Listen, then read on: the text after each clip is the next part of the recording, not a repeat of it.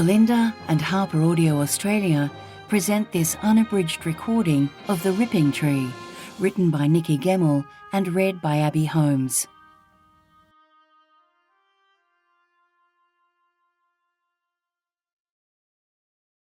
Dedication to my beloved Father Bob, who taught me the power and compassion of non-judgmental love. 1934 to 2020.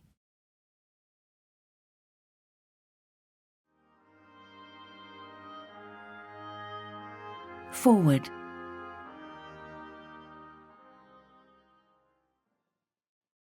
Our grandmother didn't have long to live when she showed us a bundle of loose pages written in a wild and beautiful hand. We had just been to Willowbrae, that fine estate some 2 hours north, to picnic in its glorious gardens, but the weather had closed in and forced a retreat. Our grandmother had drawn inward at the mere mention of the house, which was most uncharacteristic. She'd shown no interest in going, and had stayed firmly at home.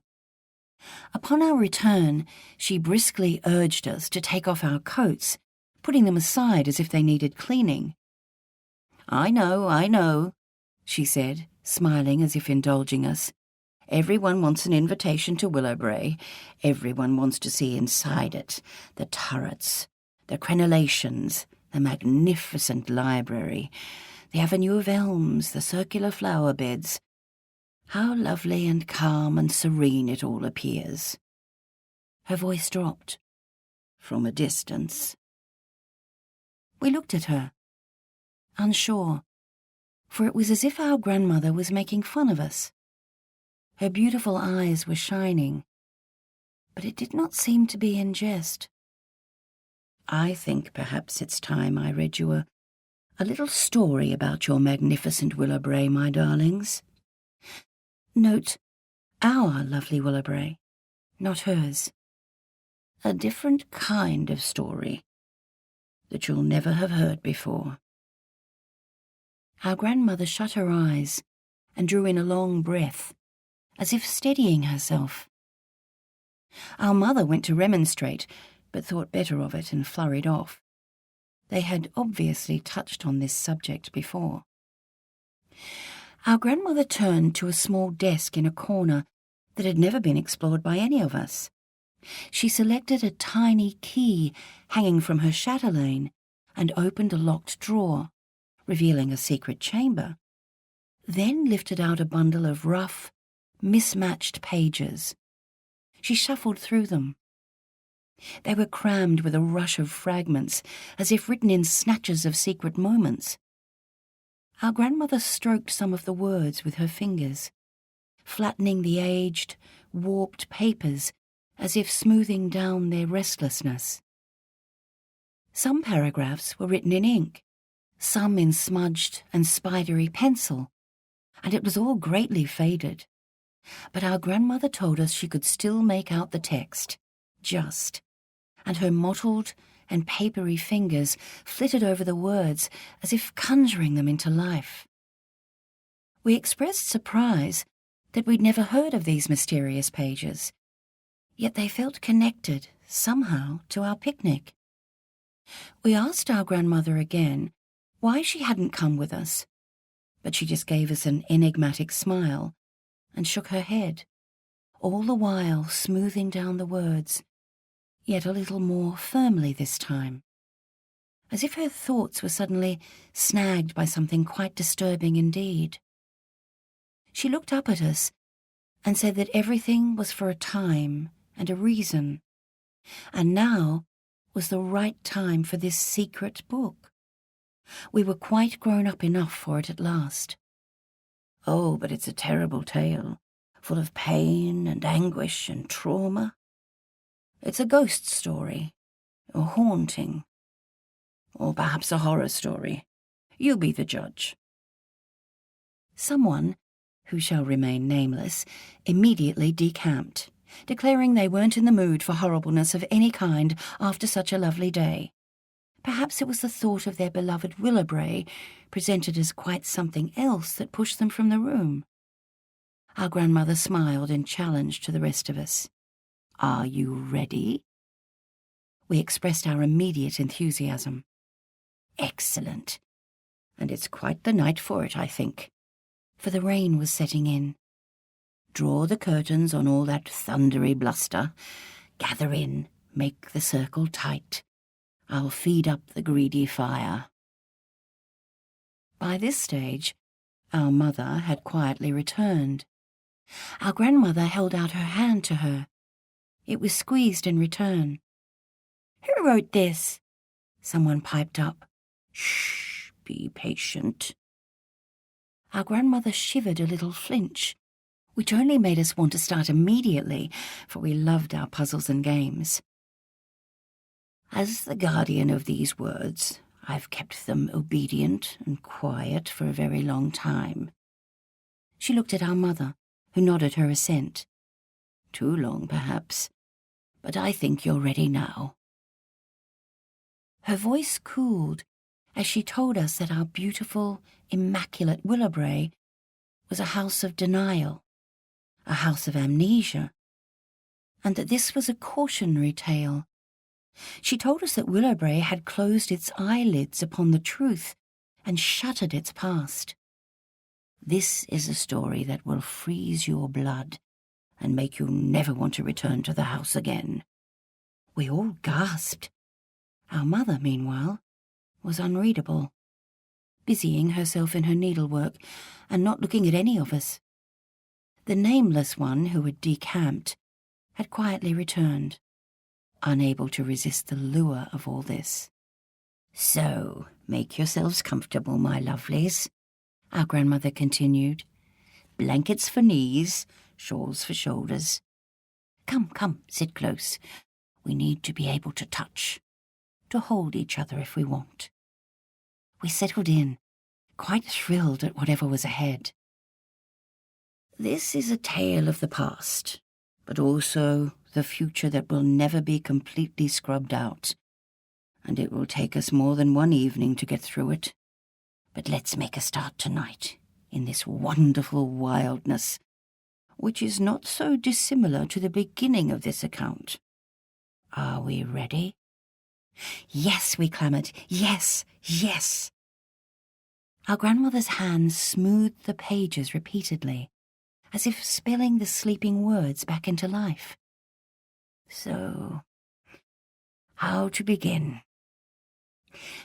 This is an account of 7 days in the life of a young woman called Pos. We exclaimed at the singularity of the name, who arrived at Willowbrae wanting to be someone else. It's a story of the man she loved, who was not the man she thought. This is also an account of how the family that built your mighty Willowbrae learnt to live unpeacefully within it, as the walls of their beautiful creation grew taller and taller around them, until one day they couldn't see out, couldn't get out, or didn't want to. No one has told this story before, but this account is the truth, and it's a difficult one. And it was staring everyone in the face, but no one was interested in that. All those poor souls who populated Willowbrae long ago. That cursed place. With a trembling breath, our grandmother turned to the first page. It had just 3 words written upon it, in what seemed a scrawled rush. The first day.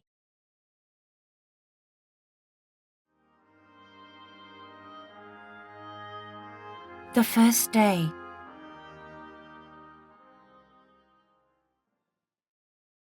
In which I wake into a new life.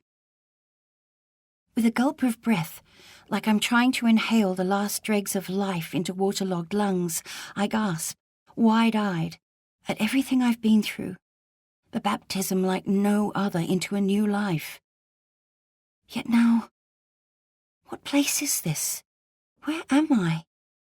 On this strange island, which could be a crucible or a prison or a nest, or a haven of glorious newness and release, but I've no idea, nor who the people are I've landed among. A boy is right next to me, Doctor close, eye deep in stillness and stare. He has an angelic face, oh, such beauty, but unblinking eyes.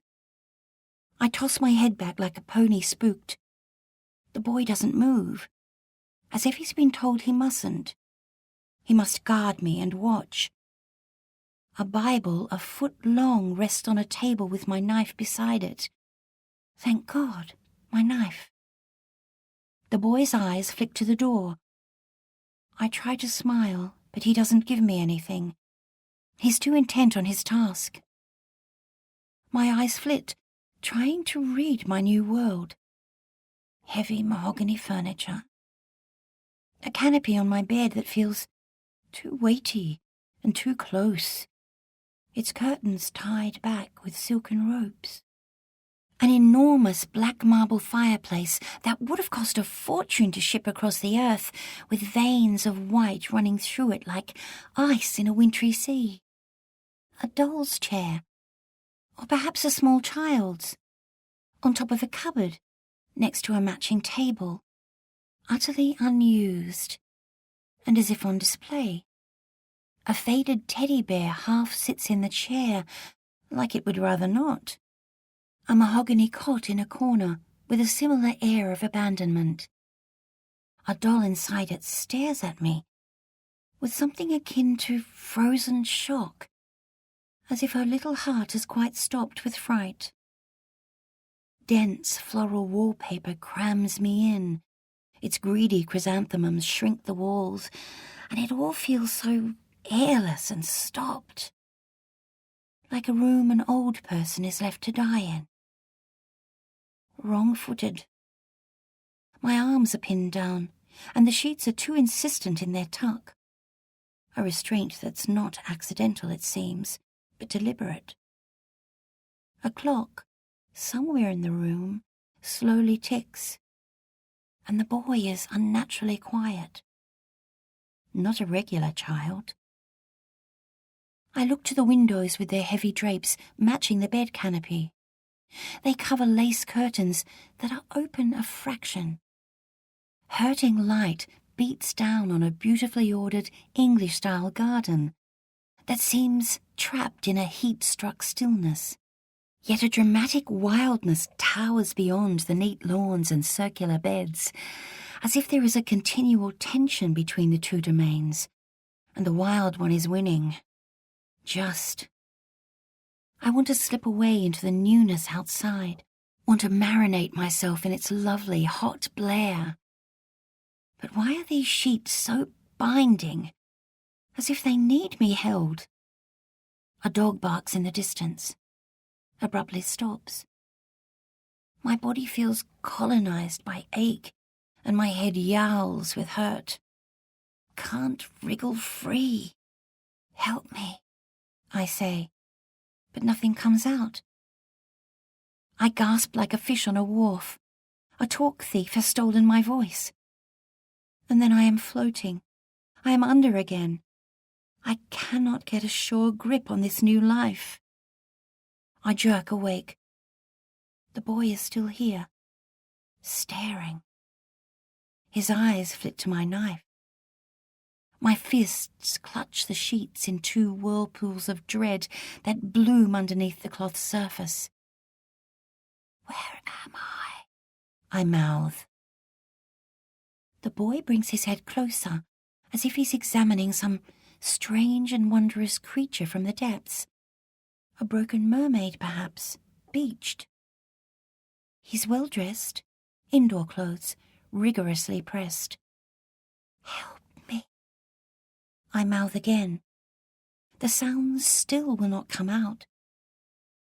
A hand cups his ear, and he listens intently, as if waiting for a sound from the dolphins or sea depths.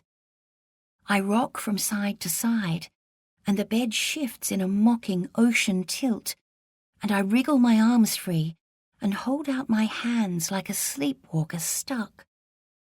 Green and yellow bruises crowd my arms in voluminous clouds, a storm sky in surge.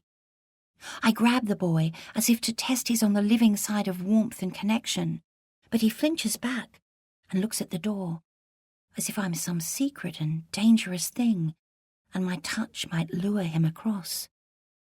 To what? Ah, maybe he's not meant to be here. I smile in collusion. A tentative flick of his mouth in return. Progress. I turn my head on a monogrammed pillow and blow out my cheeks. Faith is beautifully scrawled on the linen from a careful hand. I squint downward and see that my nightgown has the same. Who clothed me? My legs press together as I try to think back and back. To a ship. Yes. And a man's spine. A door that was England, yet not. Meanwhile, chrysanthemums press in, and a clock labours its tick, and the boy offers nothing. And where are my clothes? I need my father, corrosively, his Labrador calm to still me, because the disquiet is too loud in this place. It's so opposite to everything that was our cluttery cottage back home in Knockleby in Dorset, our squat, warm teapot of a house with its teetering piles of books and dancing dust and shafts of sunlight through the windows, like great ropes of God's ship calling me outside, which I obeyed often. But I never wanted to leave that tight little fist of a world. Home held my heart. I am enthralled to it still. But now this, the new now, that I can't read one bit. I smile again at the boy, a smile that again is not returned, as if he doesn't quite know how. My father told me I have an open, trusting heart, and that it would be the downfall of me one day, that I hurt too much, but I need connection here more than anything. Help me. Nothing. Please. Who is he? What made him this? Who are his adults? Heavy curtains hold the day at bay, yet the French doors to a flagstone veranda are ajar, just as if it's acknowledged I am a patient who needs air. Outside is the curious upside-down frontier my half-brother had spoken of so much when at home. A land of heat-baked soil and sallow colours, and impossibly shaped animals, and natives as black as midnight. But inside is triumphantly England, my land of florid wallpaper and crisp linens, mahogany and monograms, and its order is keeping this wild land in check. Outside taunts me with its aromas of alien air, with strange plant perfumes upon it, and I just want to hold my face to its insistence, to lick it and lie upon its new soil. But these willful sheets won't let me, nor this child. He's pale, as if he's been sick or unnaturally contained and has rarely been released into the light. His blonde hair is too long for a boy and falls neatly. Too neatly for my brother's stories of this rowdy frontier place. His tresses are so different from my own untamable crop, which is like an unruly child that can't help itself. I cut it myself, wrongly and bluntly, because my father couldn't be bothered with Knockleby's tut and tetch at his singular creation, the recluse's odd clod of a daughter. They never knew what to call me, and I couldn't care less. But here, right now, a competition of stare. The boy's eyes are unwavering chocolate-brown pools. Mine, narrow with challenge. I suddenly waggle anemone fingers and cross my eyes, and what do you know? It unlocks him. He laughs despite himself, and tries to do it himself. Fails. Aha! The child inside is finally cracked out. I crook a playful finger. The boy licks his lips. I grab his wrist. He looks again at my knife, as if it was a mistake to leave it there, then shrugs it off and dives deep into a smile, a laugh. I examine close. His face is pale, yet his hands are honeyed up by the sun, and his fingers are filthy, like he's recently dug his way out of dirt. Moldable perhaps to my independent ways, if I am to stay for a little while, and who knows about that. Around 7, I suspect, ready for adventures, and open, possibly, to a lovely grubbying up. He smells of soap, and all the while, light slips through a curtain gap as strong as a cat, enticing us both out. You're one of them mermaids, aren't you? Well, hello there, a voice at last. Scottish, with the corners knocked off. And a mermaid.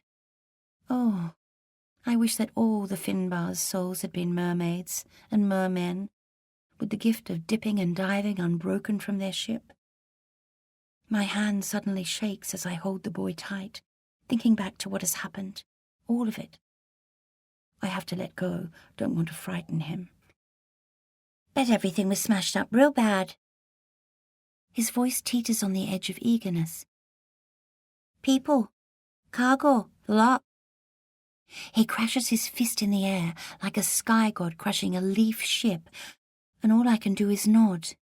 Yes, yes, and squeeze my eyes shut on yesterday's sun that was a pinpoint of brightness as I lay on the Finbar's deck in my old, gone life, where my future was amber set, when I had a voice and a name. Thomasina Trelaura. That won't be coming out any time soon. No, old Tom is gone, vanished. Racked. Thomasina Trelaura's last day on this earth was yesterday, in another life, when the sky congregated grape dark, as the ship's deck beneath her shifted and sighed like a saddle under weight. Jittery horses sensed strange earth, then were still, as crisp as an orchestra stopped. She sat up, alert, because a plume of cloud had quietly assembled as if spumed from hell's depths. It was hanging, waiting, over all the ship's souls. 132 wildly hammering hearts. 132 souls gazing up to that sky tinged its apocalyptic orange-pink. How many are left? I spasm in a curl. Not well yet, and might never be. My nails draw blood in raw palms, and I bawl away from the stiff sheets, and my teeth clamp down into bruised lips with the force of a rabbit trap. My ship, my ship. If I start crying now, I won't stop, and I need to keep my wits about me, for it feels like my trial isn't over yet. It's the too insistent sheets. And I'm all alone in this new world without a family or friends or support. And is this rescue? I'm not quite sure yet. So confused. My head. Oh, my head. I shut my eyes again. On the 100-odd souls gazing up to a gathering storm they'd never seen the likes of before. Everyone was so eager to set foot upon the mythical Southland we could all smell so close. The wild, strange green. All so eager to feel solid earth under their feet. Except me, Thomasina Trelaura, who wanted to be anywhere but here. How did you get to us? Was everything smashed? The little sky god's grimy fist slashes and swipes at the air. The clock ticks. The chrysanthemums crowd. I stretch out my fingers to the boy, needing connection, warmth, life. And he lets me hold him. But he's cold, so I rub heat into his flesh like a mother with a child. He smiles an intrigued thank you, with his head on one side. I keep rubbing.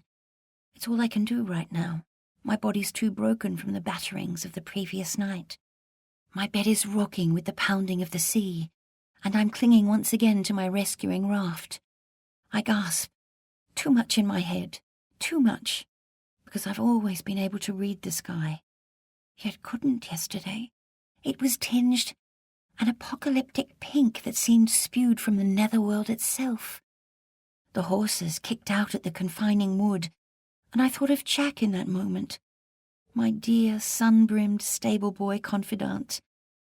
I imagined his speaking hands busy on twitching equine necks, gentling their rubbing and stilling his horse's fret. Imagined him staring into rolling, fear-filled eyes, an anguished gulp of a cry. "Jack!" "Huh?" "Can't speak." "Land ahoy!" came the shout from the crow's nest, and ahead in dropping light were grand horizontal striations as tall as a cathedral, yet mightier still. Battalions of rock. A world seemed mysterious and rich. The air was heavy with the brew of a storm, and a heat with a back that needed cracking, and the ship was suddenly frantic with preparation. It lurched. A horse's great scream, and then suddenly close were the great castle walls of the cliffs, and the ocean was upended, as if a giant sea monster had woken from a slumber of 1,000 years and roared at its rude interrupting. I threw back my head to the shunting sky, to its biblical ferocity, but it was shifting too fast. "Every man for himself!"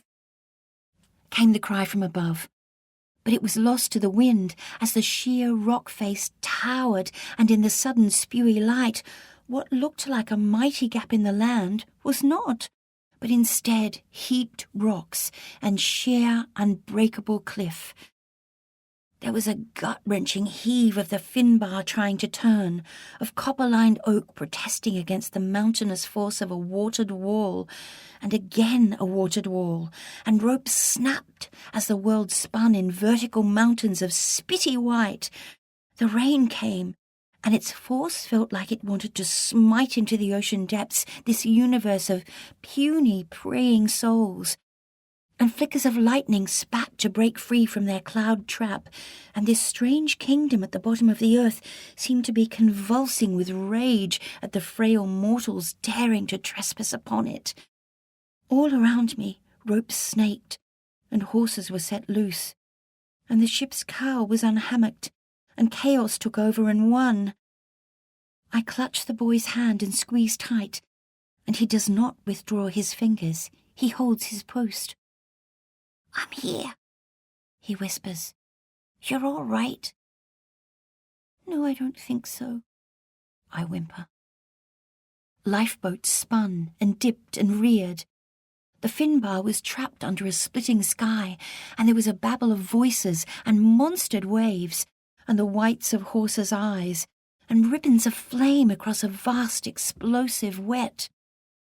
The gap Captain Grant thought was a gap was not, and more lifeboats were frantically heaved under the sky assault, yet one by one there were slender leaves swamped. But the frail coracle of the lifeboat in front of me had to be different, as my half-brother Ambrose pushed past towards it, propelling his fright-stopped wife Mariana. "Come on, you lump, are you thick?" Was he aiming this at me or her?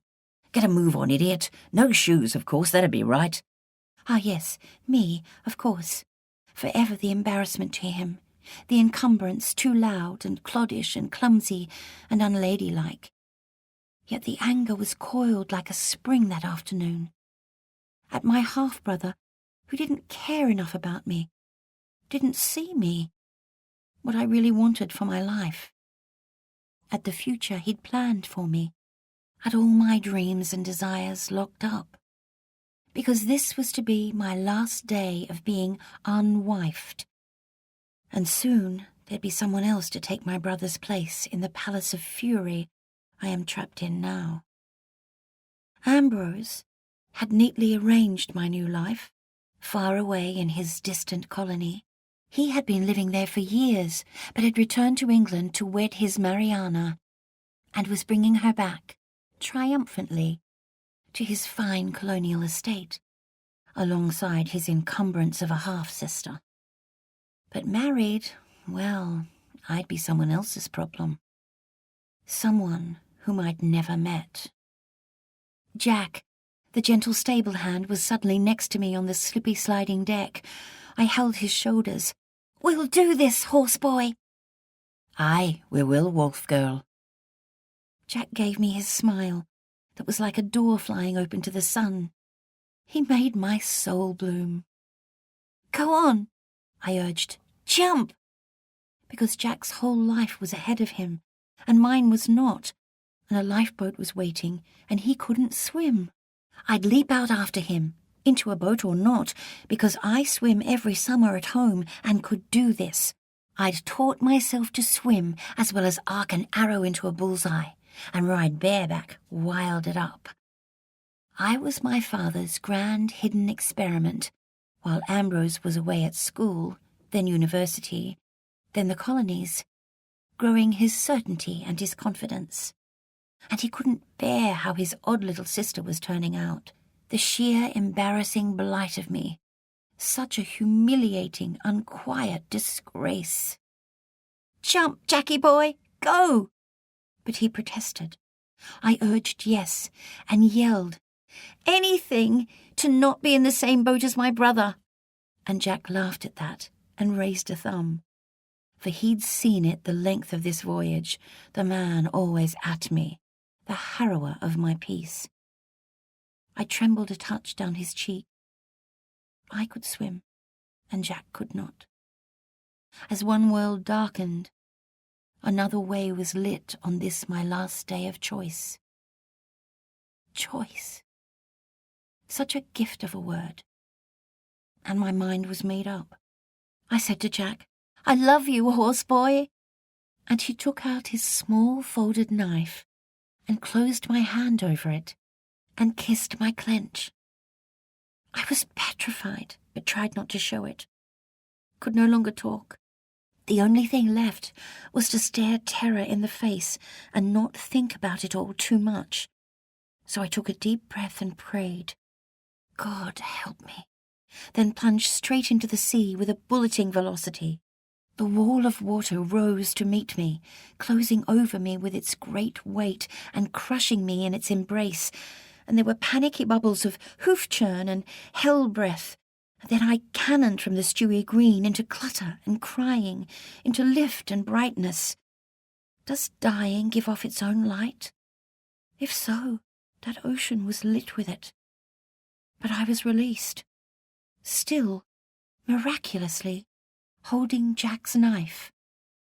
Again, I slipped under the great heave of water in my baptism like no other, and again my arms flailing as if trying to find something solid to this furious liquid, to get a grip on life itself. But under I went again, and again, pulled down by the weight of my petticoats and skirt. Which way was up? Where was the air? I could not fill my lungs enough before the gods of the ocean snatched me under yet again and tossed and turned me in their greed. I could swim. Just, yes. But this vast ocean heave was like nothing I'd ever experienced. It did not want me here, alive. Finally, I spluttered into the new light and floated with utter exhaustion on my back. This distant island was welcoming me. Just. I gasp. Look around. Where am I?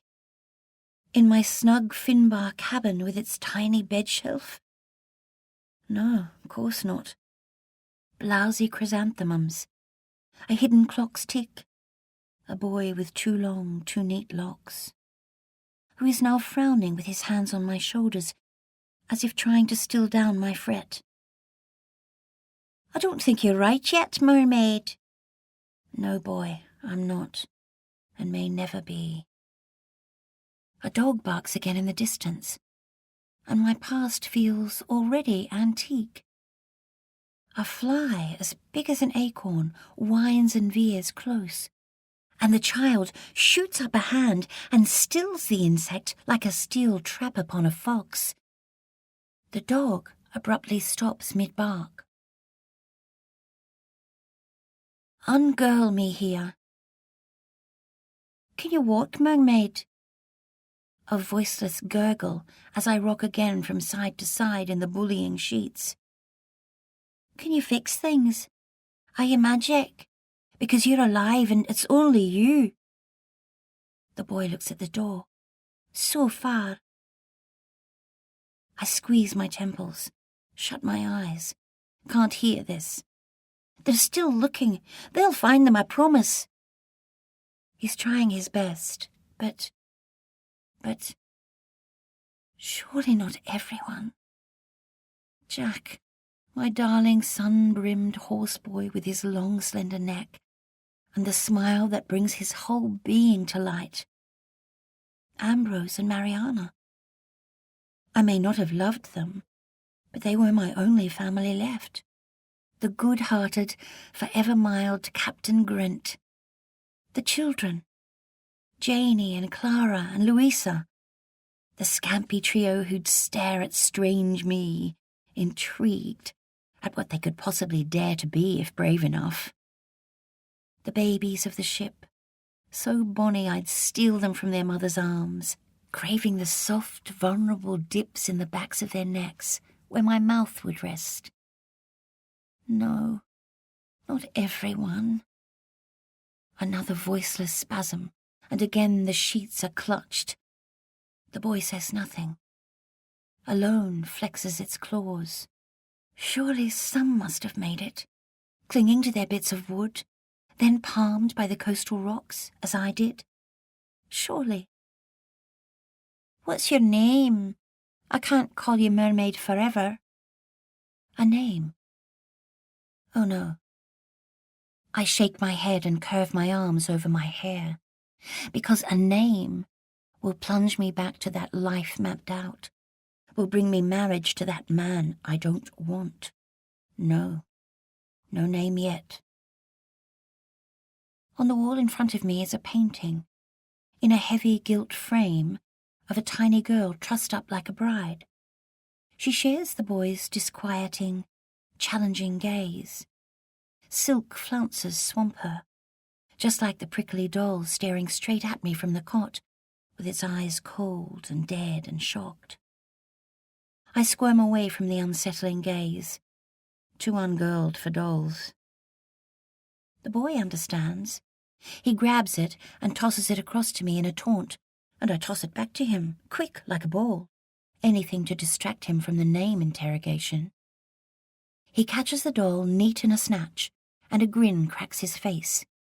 He's revolted by it too. He snuggles the toy up too close to me, tries to get it to kiss me. Oh, I wince. Sorry, mermaid. Forgot. Bruises and all over. I smile softly. It's all right. Then open out my arms in a forgiving hug. But the boy hesitates about stepping into them, as if this is entirely new and unknown. My arms drop. I laugh, shrug. It's all too soon. How did you get here? He asks. You arrived as if by magic. I saw you from the banisters. It was a right big kerfuffle, right outside our front door. Flits of memory. A kerfuffle, yes. And before it, a sliver of the Finbar's broken skin, hefting and heaving. Hauling myself onto a bit of deck with Jack's knife, somehow sprung open as if it was stuck to my hand, and I was never letting it up. Resting my cheek as the walls of wet pushed me backwards and forwards, too spent to propel myself closer to anyone. But the cries, long after the storm had snuffed itself out. Mama! Mama! Papa! Oh God, where are you? The wailing across the relentless water, the weakening, then the awful, slow stopping. The lonely silence, ocean wide.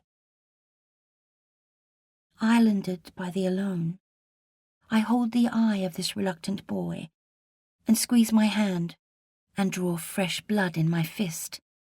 Surely not everyone.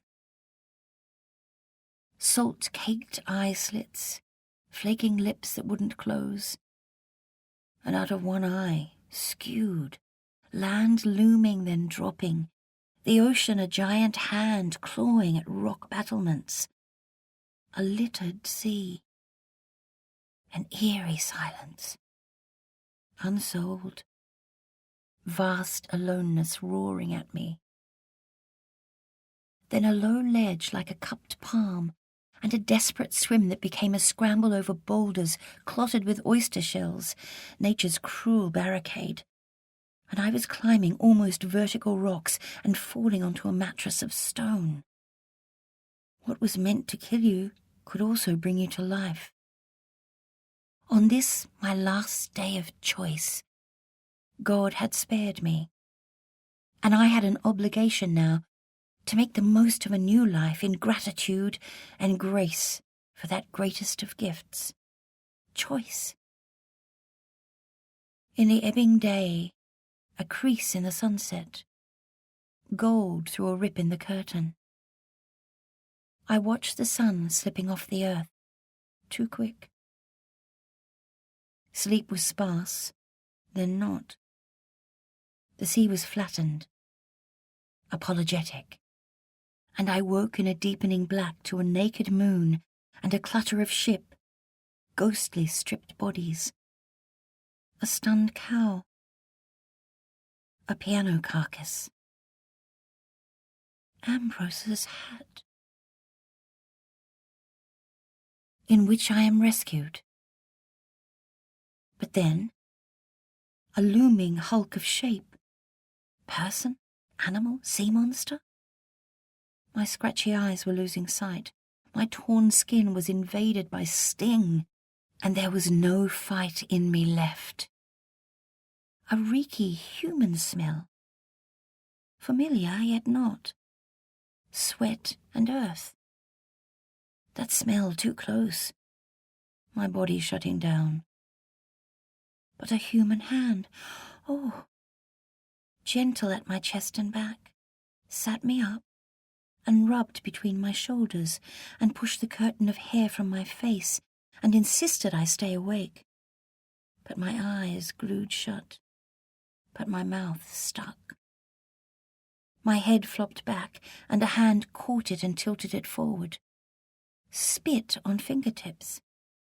Rubbed my eyes into cleanness, into sight, and I blinked wide with relief, and the world swam before me, and it was like looking through a tavern's thick, uneven windows. And then in a palm before me was something... What? To hold? Look at? Eat? Yes, eat. Pale, unappetizing, globulous. I didn't recognize it, was afraid. I shook my head in a strop of refusal, but the hand on my back kept rubbing and rubbing, and the food came at me again, and it wouldn't scrape past the thick dryness in my throat, and I jerked my head back like a colt new to its bridle and gagged. I wrenched the food out. Jack! I leant on the strength in the arm and floated into a river of sleep. Jerked awake. The hand left, and my torso tottered, my spine wilted. Then fingers were firm on the back of my neck, and near my mouth was the flattened palm with chewed-up bits of food, and I closed my eyes. The pieces were too large, and I fell back into sleep's embrace. Then lips. At mine. Oh! Goodness! What? This softness, this tenderness. I arced, in some kind of instinct to meet the flesh that was saving me in a great transference of warmth and connection and trust. But no, it was practicality, merely that. Masticated food was being passed to me, lip to lip, and I flinched and swallowed without tasting. Then slowly, like a horse, ate greedily from a palm laid flat. And as I did so, I realized that the hand before me that had been rubbing my back and propping me up and cleaning my eyes with spit wasn't white, but black. Black. I took the hand in mine and turned it over, held the rescuing fingers close. The hand was darker at the knuckles and ghostly pale underneath, as if the sun had never reached into it, or use had rubbed it light. And there was a paleness under the nails, and near them, and no, actually, the skin wasn't uniformly black at all. The fingernails were yellowed and ridged and strongly thick as if from something else. The ocean, perhaps. Shells or sea creatures. A different other life. I held the fingers in wonder, but they had brisker work to do. I tried to read the new eyes, pools of darkness rimmed by yellow, and deeply curious and not letting up. I was demanding more food and smiling and laughing at the sheer relief of being alive. He was laughing too. Then deep in the darkness the wet came again, the storm not quite done yet. In a last stutter of a taunt, the thunder murmured in the wings of the clouds as a feeble remnant of rain spat down. Yet this time, I didn't huddle into the crease of the rock. I left Jack's knife behind me and moved out under the sky and lay flat on my back and stretched out my battered body and opened my mouth to the lovely rain, thirsty now. Him too. That rescue shone, and in the thick of an alien midnight I was lifted into a coracle of softness whose powdery sides arced protectively over me. It was a canoe that was made of some kind of soft tree bark, held together with a pale substance like clay. And by my feet a small, intense fire was blown into life. I held Jack's knife tight, like my hand was paralyzed around it, and my rescuer paddled us strongly from the ledge, and on his torso were beads of raised flesh, knobbles of skin that I wanted to touch, but did not. Surrendering to the rhythm of the water, closing my eyes, reading the ocean meekening as we headed around cliffs into a lesser sea, and the canoe sped to bluntness on sand, and then stopped. I was slung over a shoulder with the indignity of a pig carcass. My consciousness was coming and going, and the bone of my hip was sharp onto the man's collarbone, and my saliva was a snail's trail down his back, which was all sinew and muscle, and tiny salt-flecked hairs. And at one point, oddly, daringly, inexplicably, I licked it. I've no idea why. My body was taking over my mind. A sudden bird screeched its outrage, yet there was no fear in me at all, just a deep, restful loosening that made me want to lie back and float in the river of this man's walking, as his feet read the land strong. But a raging thirst, and a licking again of the sweat off his back. I felt in the long striding as if my flesh was melting into my silent rescuers. Then my consciousness seeped away, and I was set down on the ground and went under deeply, momentarily again. Waking with a start, to a high exposed moon and silvered racing clouds, waking to the abrupt contours of civilization beneath me, a cold, hard floor, a door pretending to be England at my face. I'd been placed on flagstones under the mushroom of a veranda, with my fingers clutched tight around Jack's knife. A cliff of civility was before me, its threshold rigorously swept. No leaves, no dirt.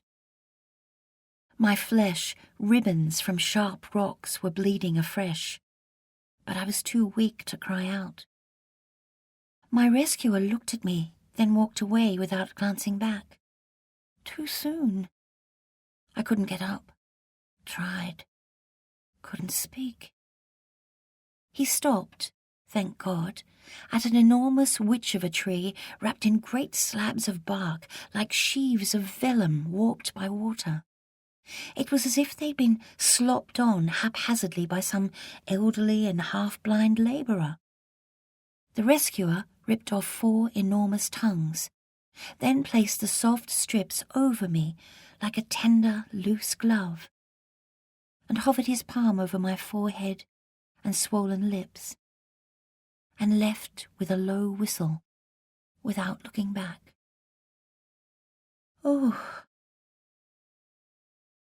Kerfuffle. A light in a window, but I didn't want to call out. Wanted longer, for a moment. This island of wonder, with its air more sea-filled than land-filled, its leaves bristly and blunt, its bark of astonishing softness, and its assault of a strange smell that was human, yet not. Familiar, yet not. And only when my rescuer was gone did the dogs bark. Then out they came, the babbleless voices, the swirl of boots, the everywhere hands and eyes, into me, onto me.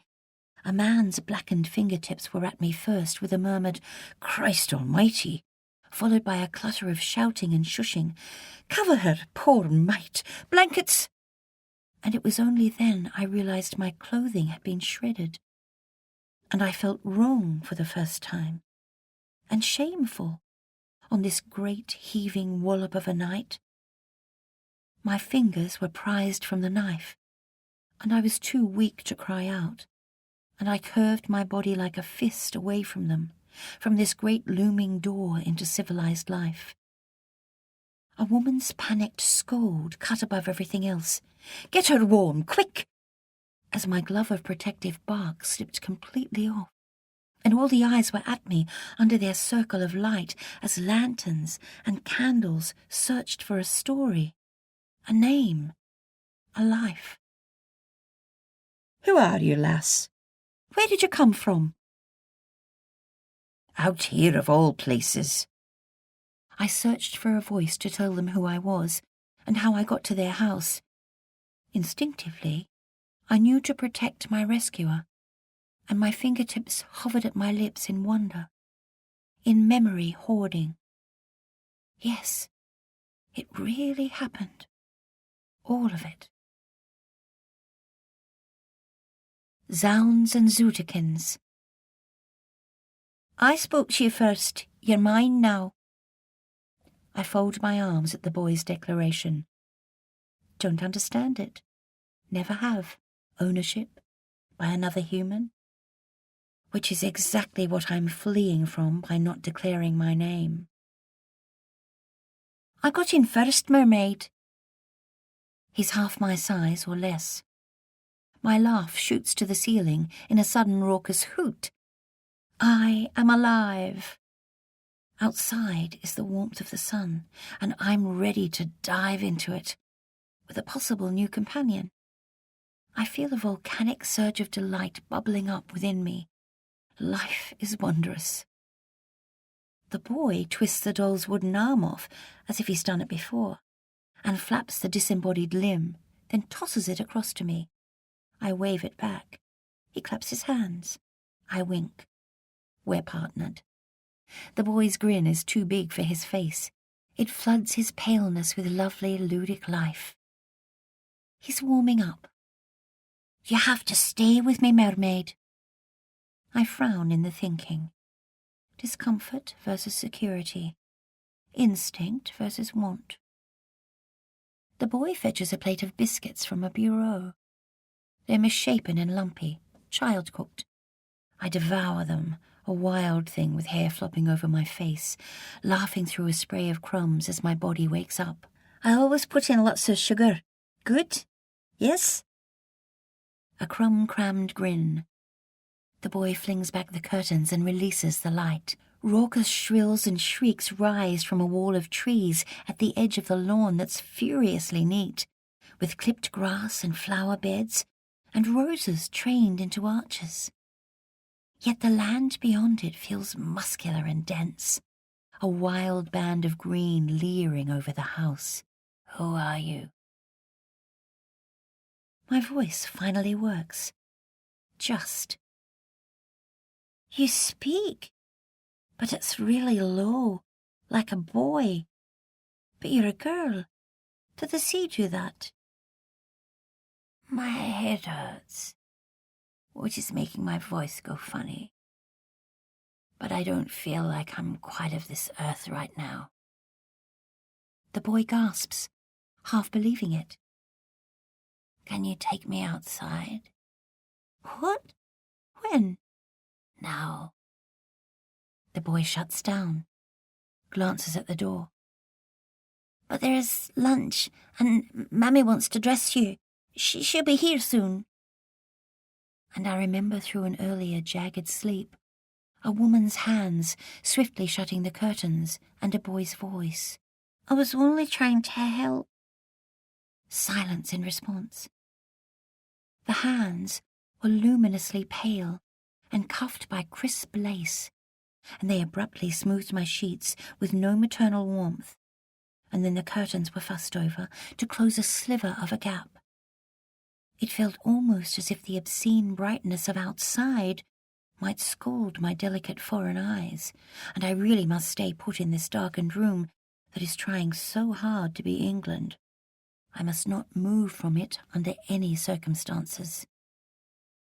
Yet somehow, after the hands left, the gap in the curtains crept back. Oh, don't lady me, I'd thought at the time, whoever you are with your 2 white cuffs, because mud spatters and smudges are always on my clothes, and twigs in my hair and caterpillars on my wrists. I love holding my face to the sky and being kissed by the wind and the dirt. Only my father understands this, and Jack, and possibly this boy with his intriguing hands of dirt. Get me out of here. He puts his finger to his lips and opens the French doors, and I shut my eyes and breathe deep. It smells beautiful out there, laden with salt and life and a mysterious, enticing green. Outside is winning. It will have me soon. I'm enthralled to new wonder and ready for this. I kick out my legs in their tight binding. These scratchy schoolmarm sheets will not win. But an ache all over is congealing, and the boy says his mammy is coming soon, and he's meant to alert her as soon as the guest wakes up. He's on watch. Not just yet. Please, come on. All right, he agrees, catching on. I will do so much when you're all fixed up. Cooking and fishing, trapping opossums, roo spotting, snake catching. Your mother lets you do all that. I do what I want. The boy speaks as if I'm to fill a great yawning gulf in his life, and he has it all planned. I'm the water to his desert in this place. Where am I? The big house, Willowbrae. Like I should know, like everyone does.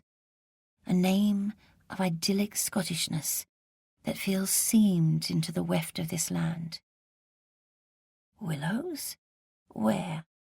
They never grew proper, but the name stayed.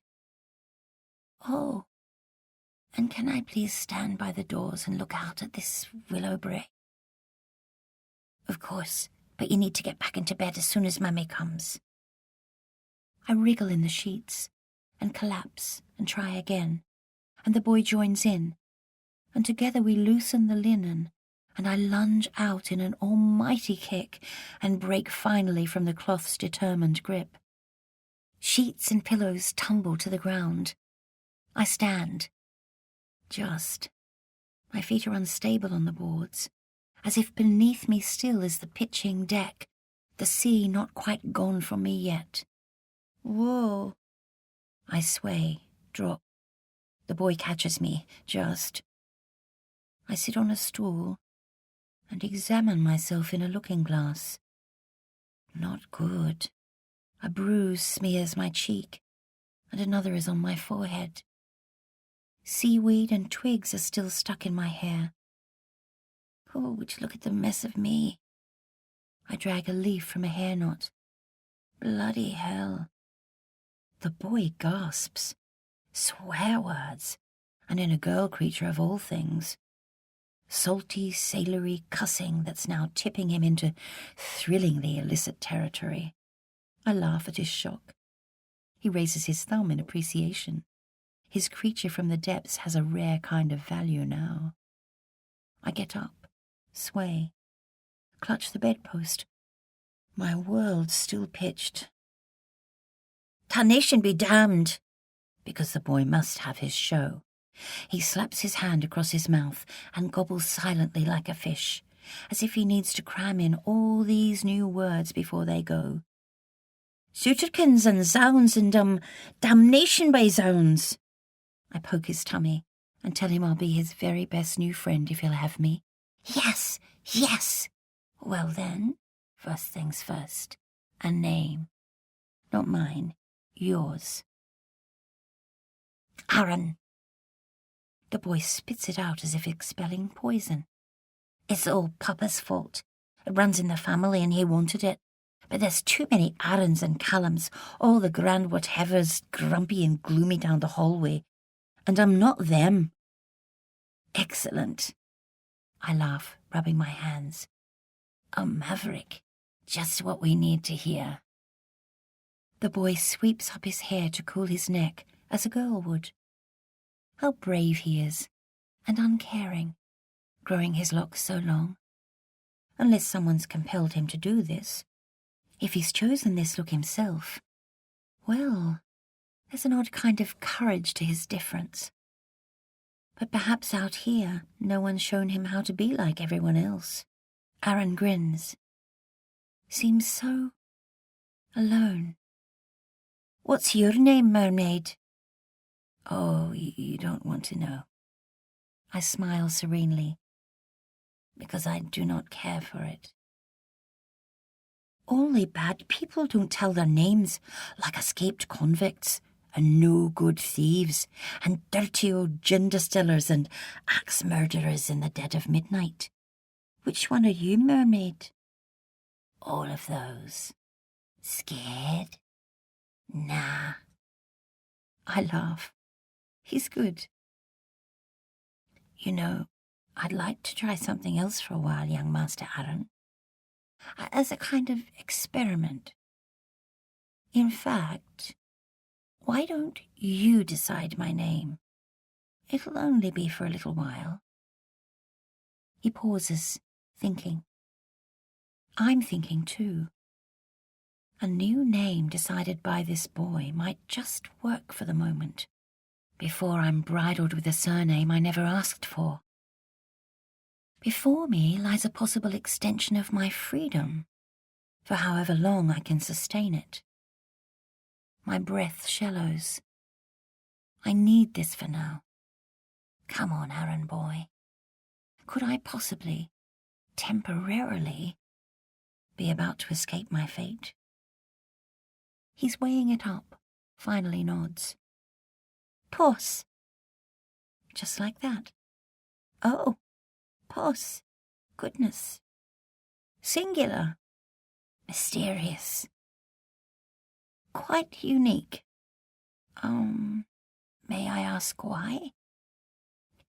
Because you're like an opossum that comes in the night and scrambles things up, and is really cheeky with lovely big eyes, and I love them. They're my friends. Please, Pussy. You've got to be it. I contemplate this lonely sprite of a child, so eager before me. Puss it is, I declare. I might just love it, actually, Aaron. Naughty nighttime puss. The boy tells me that no one ever calls him Aaron, except when he's in trouble, which never happens, of course. Oh, really? I tickle him, and he's only ever known as Mouse, he says, his nickname, but no one remembers why. Little, possibly. Too much hair? He giggles. I run my fingers up his tummy. Mice make me laugh, but I can never quite catch them. They're very disobedient. We pump hands on a splendid new partnership. Then I bend and tickle Mouse's palm with my middle finger, eye to eye, and whisper that this very special, very private tickle will be our secret signal from now on. Our sign of adventurous adventuring and undying devotion. Forever. Mouse hugs me with a wrench that almost dislocates my neck, like he's never hugged in his life and is guessing it. And you can be my governess and talk all that boring lady stuff with Mummy. You'll be her gift, Puss. Her girl at last. She'll love it. A friend for both of us. It's perfect. I step back, contemplate this new arrangement. Possibility suddenly unfurls, because there might be a future here, perhaps. As a lady of learning, a companion to the matriarch of this house. This could be a gift of certainty, of employment, and security, and safety. What was I thinking earlier on? This is my big chance. The viciousness of the alone suddenly contracts. It's no longer brimming me up with its glittery weight. Excuse me, I'll only stay if there are 4 contracted hours of free time outside per day for the most terrifying of adventures, with one master mouse. Actually, make it 5 hours, maybe even 6. He rubs his hands in glee. Mammy always says this is no land for a lady. I'm exceedingly tough boy. I can handle anything. Really? I lift him in a whoosh, but I've been too ambitious and yelp in pain. You all right, Puss? Yes, shipshape. Just. He hooks his legs around my waist, and I cradle his back in clasped hands, then pretend to let him fall and, wincing, catch him. Again, he commands. Shh, I say, giggling, or your mammy will put a stop to this.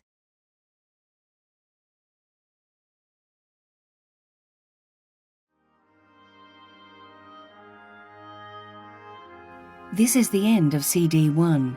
The book continues on CD 2.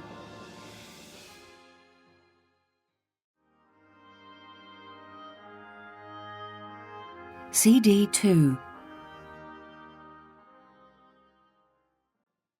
The corralled life. Yet, just try and stop me, I'm thinking. Because I've never been able to contain my energy. Can't sit silently or be meek and contained. Can't fold myself into daintiness. My limbs won't work that way, to the horror of everyone except Pa. And for my entire life until last year, he was the retired schoolmaster on our run-down little farm, raising me without the guidance of a mother. He'd let me wear Ambrose's cut-down trousers, and I'd fill my pockets with rocks and shells, and learn the land in boots he'd grown out of, and I felt invincible and strong and earthed. I always wanted a brother like you, Mouse. His eager little face. And I always wanted a friend, Puss. Is this what it feels like? In your chest, deep inside it? Yes.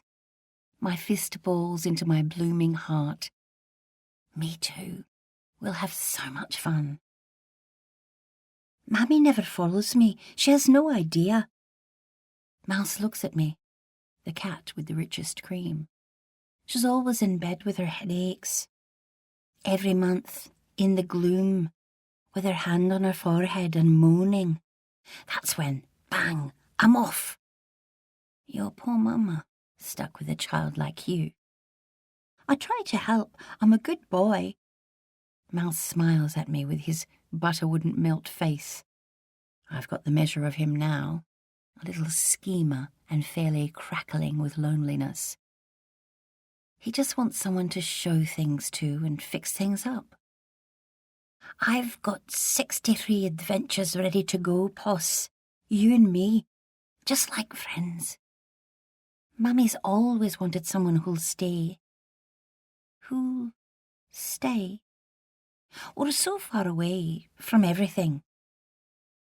I glance across to the loom of trees beyond the lawn. What's out there? I've always owned the outside world, felt tooled up in it, strong. And already Willowbrae, with its heavy furniture and dense wallpaper, seems like a fortress of claustrophobia in comparison. This morning, in my room, what were the woman's hands afraid of? The hands with their lace cuffs brisking the curtains shut, as if in terror of what's beyond the house, of what might be inadvertently glimpsed. They must have belonged to Aaron's mother. But how will a woman like that cope with someone like me? I've never fitted neatly into any look, and it's rare to find someone who'll just let me be me, as Pa did, and Jack. Jack. I look across at his knife. My only possession in the world now. My darling friend must come back.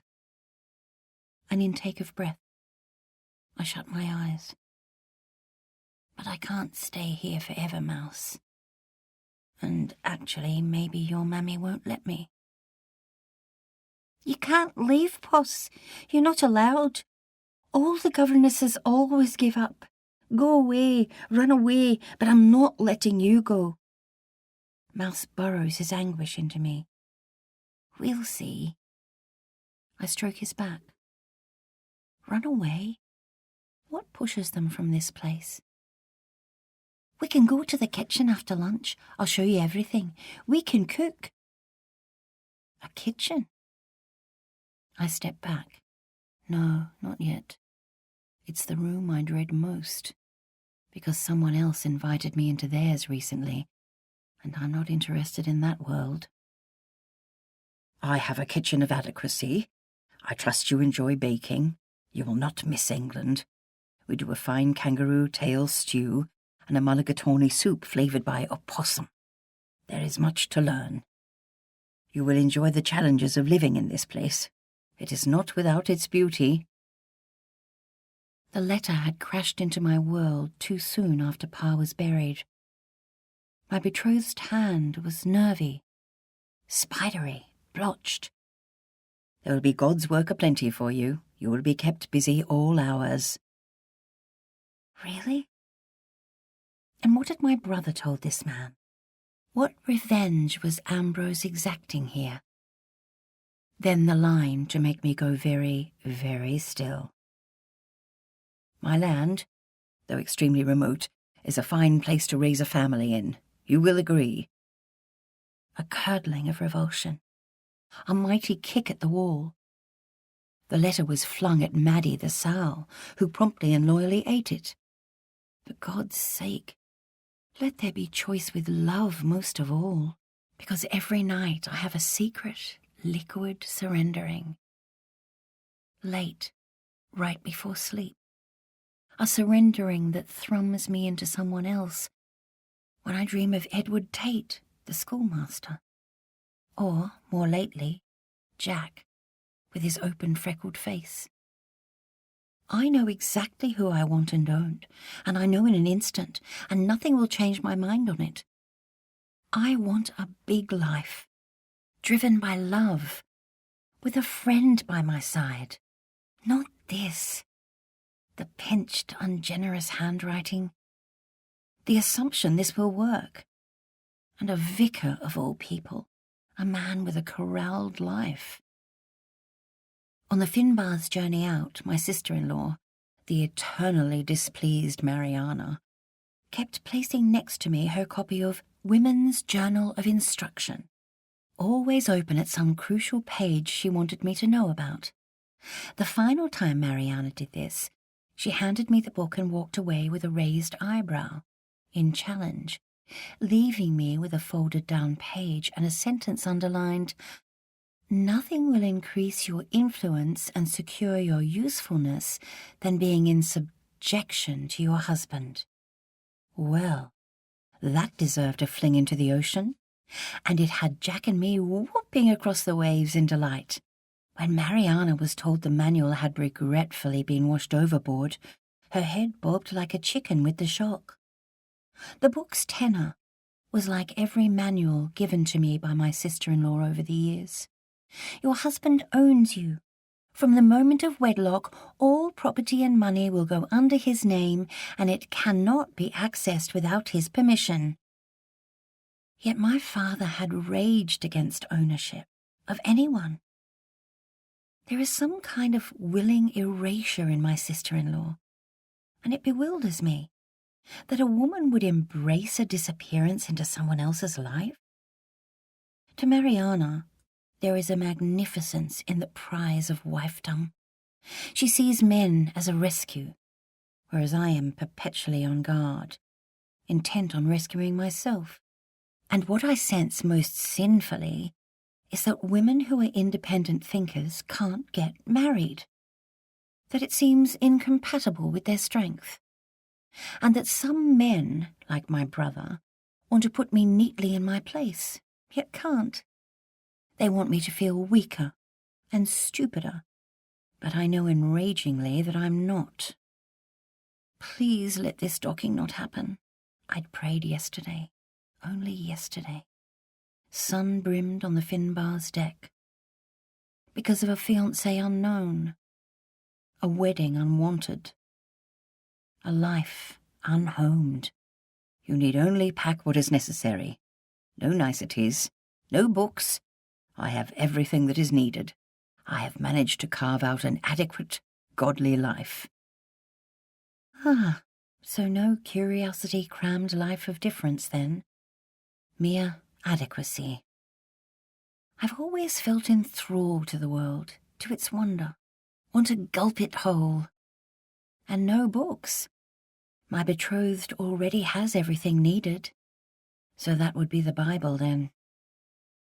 My dwelling has sufficient of all. The house is humble, but not unpleasant. The Lord will keep you busy enough. Your most obedient, humble servant, in anticipation and in charity. Charity? Like this man is doing me a favour, taking my family's square peg out of its round hole, and resting my father's agitated soul, because he'd wondered in the end what would actually become of me, as if, after all his unconventional methods of raising a child, he'd suddenly gleaned my future and feared that no man would ever have me, risk me. Ambrose had come home from the Southland to be married, and then, upon our father's sudden death, had settled our father's affairs, and mine, choosing for me a fiancé of 33, twice my age. My brother's new wife seemed to take an instant dislike to her scraggly wildcat of a sister-in-law. It felt, oddly, like she was somehow afraid of me, of my indifference to her pursed ways. As a young woman soon to be married, I had to strictly conform to her world, and she would not stand for anything else, as if that would expose her somehow, perhaps. And her way of dealing with all this was endless little snippets of nastiness. Mariana had whispered the morsel about my betrothed's age at supper, just before we sailed, her head on one side, with a glint of chuff. "You'll be well provided for, Thomasina. I hear he's rather large, apparently, and that his countenance is not entirely becoming. Apparently he has some awkwardness. No matter." Then she'd slap down her pretty little gauntlet. "It's what's inside that counts, of course." I'd exhaled like a draft horse through loose lips. What's inside? Do you know, Mariana? Do you want me to spend the rest of my life with a stranger? Just wait and see, Thomasina. Thomasina, are you listening? Oh, get your head off the table. You have so much to learn about life. You're such a child. I'll remove my head from the table when you start calling me by my name, which is Tom. Tom. It's simple. 3 letters. Quite possible even for you. Mariana had stormed out of the room. I poked my tongue out after her. I despise my sister-in-law. Can almost smell the fear of difference on her. Fear of a peculiar female difference, which must be squashed in all circumstances. In the weeks before sailing, Mariana snipped away constantly at me, trying to mould me into something tamed and knowable and quiet. There were tuts and taunts at the whoop of my too loud laugh, at my leaping a stile or dangling upside down from a branch, at the shock of trousers when Mariana arrived at our farm unannounced, at my feet astride 2 galloping donkeys, at the unseemly scorn of my hooked left-handedness, which has never been corrected, and at the indecent boom of my singing voice, joyed up too much in its church. And so, to Mariana's triumph courtesy of an arranged marriage, at childhood's edge, Mariana's strange sister-in-law will be bridled at last because she is too uncontained, too much. She'll be married off to a vicar who has a name and age and not much else. But now this, a new future can be attempted for a while, that no one will have any say in but myself. I drop Mouse lower, then catch him neatly in a snatch. He shoots out a laugh. Maybe, actually, everything will be all right in this place. I hope. In which the cuffs present themselves. Footsteps along the corridor, brisk with purpose. The bedroom door is flung wide. Mouse has been cradled in my arms, but jumps out of them the instant the door is opened. Mummy, I didn't do nothing. Mouse swallows his words, panicked. She got up by herself. It wasn't me, it was her. Maternal fists accusing on hips. The room is a mess. You know I can't have that. A nervous, guilty hoot of an apology from me, which is abruptly stopped as the mammy hurries over to the French doors and shuts them and locks them, and the curtains are once again snapped tight on the light. Lord, this room! She's tiny and round, as pale as her son, and meticulously turned out. A crisp, shiny apple of a front. Her unnaturally red cheeks look vigorously scrubbed, and her pale hair is ruthlessly scraped from her face. Nothing about her looks ready for outside. You didn't tell me our guest was awake. And not only awake, but up, up. You were meant to tell me, Mouse. Mouse! The woman's voice is running away from her, slipping into shrillness. Mouse says nothing. You were meant to watch, not do anything. I have to keep this girl alive. I go to say something, but stop.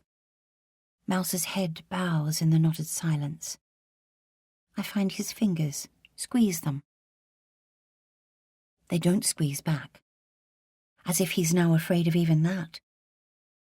A hand is appalled at the woman's mouth, like she can't bear the shock of this mess. The sheets pulled back and spilling onto the floor, alongside strewn pillows, as well as the doll in disarray, and the eider down on the cot mussed up. And what does she know of my rescue last night? I shut my eyes for a moment, on a slow lick of skin the length of an arm. How did that happen? What took over me? Then open them again to this new knot of a family, to Mouse's sudden shrinkage and this woman's tutting affront. A large black cross on a rope of jet hangs from her neck. And you, child, girl child, tall girl child. I'm not a child. She looks at me as if she sees right through me. Really? As ragged as a child, and certainly standing like one, and torn to bits. Can you speak? What's your name? What's Mouse done to you? Dragged you off into the mysteries of his world, eh? Mouse holds my nightgown like a dog on a lead and pulls me back to him. I was Dr. Mouse, Mummy, like with you. I call her Boss because she can't remember her real name and she arrived in the night and she's got a head that hurts. Puss? So, now I have a mouse and a possum under my feet. A right menagerie. Yes. I laugh, then stop. What's your real name, child? We need to find out who you belong to and get you fixed. Your head took a blow.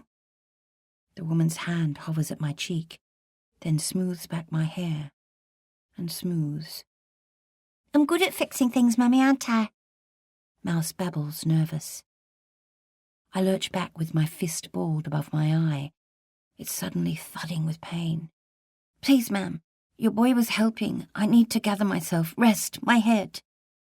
It's now pulsing in an iron grip, but my voice comes out blunt, wrong, verging on rudeness.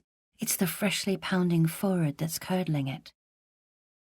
The mammy is fairly bristling with her need for an adult interrogation, and I know that a well-bred young lady's speciality is niceness and acquiescence. The big yes. But I just can't be any of that right now, in the skin of the new me. Oh, I need to be good at being alive.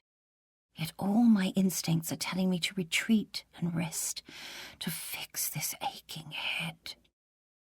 The mammy tilts her face, observing. Lunch is served in half an hour. You'll need some clothes, young miss. But if you can hold a boy of 7, you can hold a lunch. I saw you, child. The mammy officiously pushes up one lace cuff, then the other, and removes my fist from my temple and places her flattened palm on the filling spot and presses.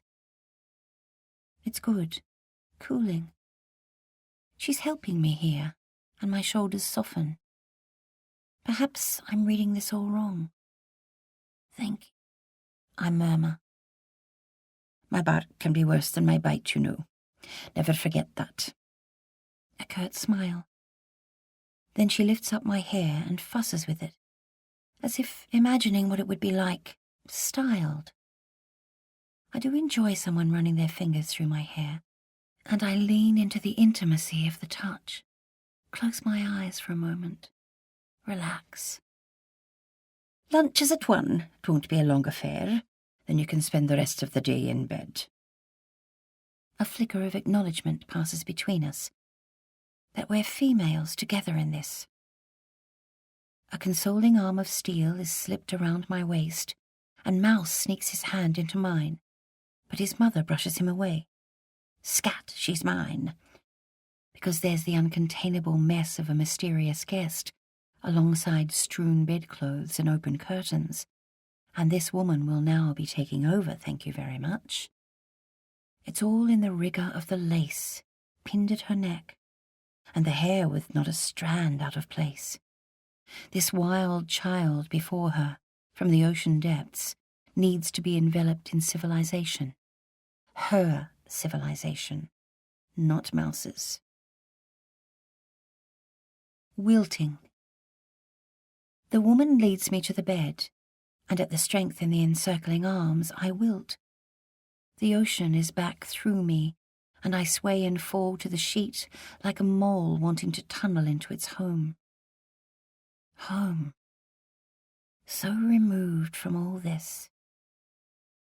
When I depart this world, I want my body slipped into the sweet, wild earth of my unbound girlhood, my balming earth. But I fear I'll never get back to it now. This is my only certainty here, that I'll never again sleep in the home that holds my heart hostage.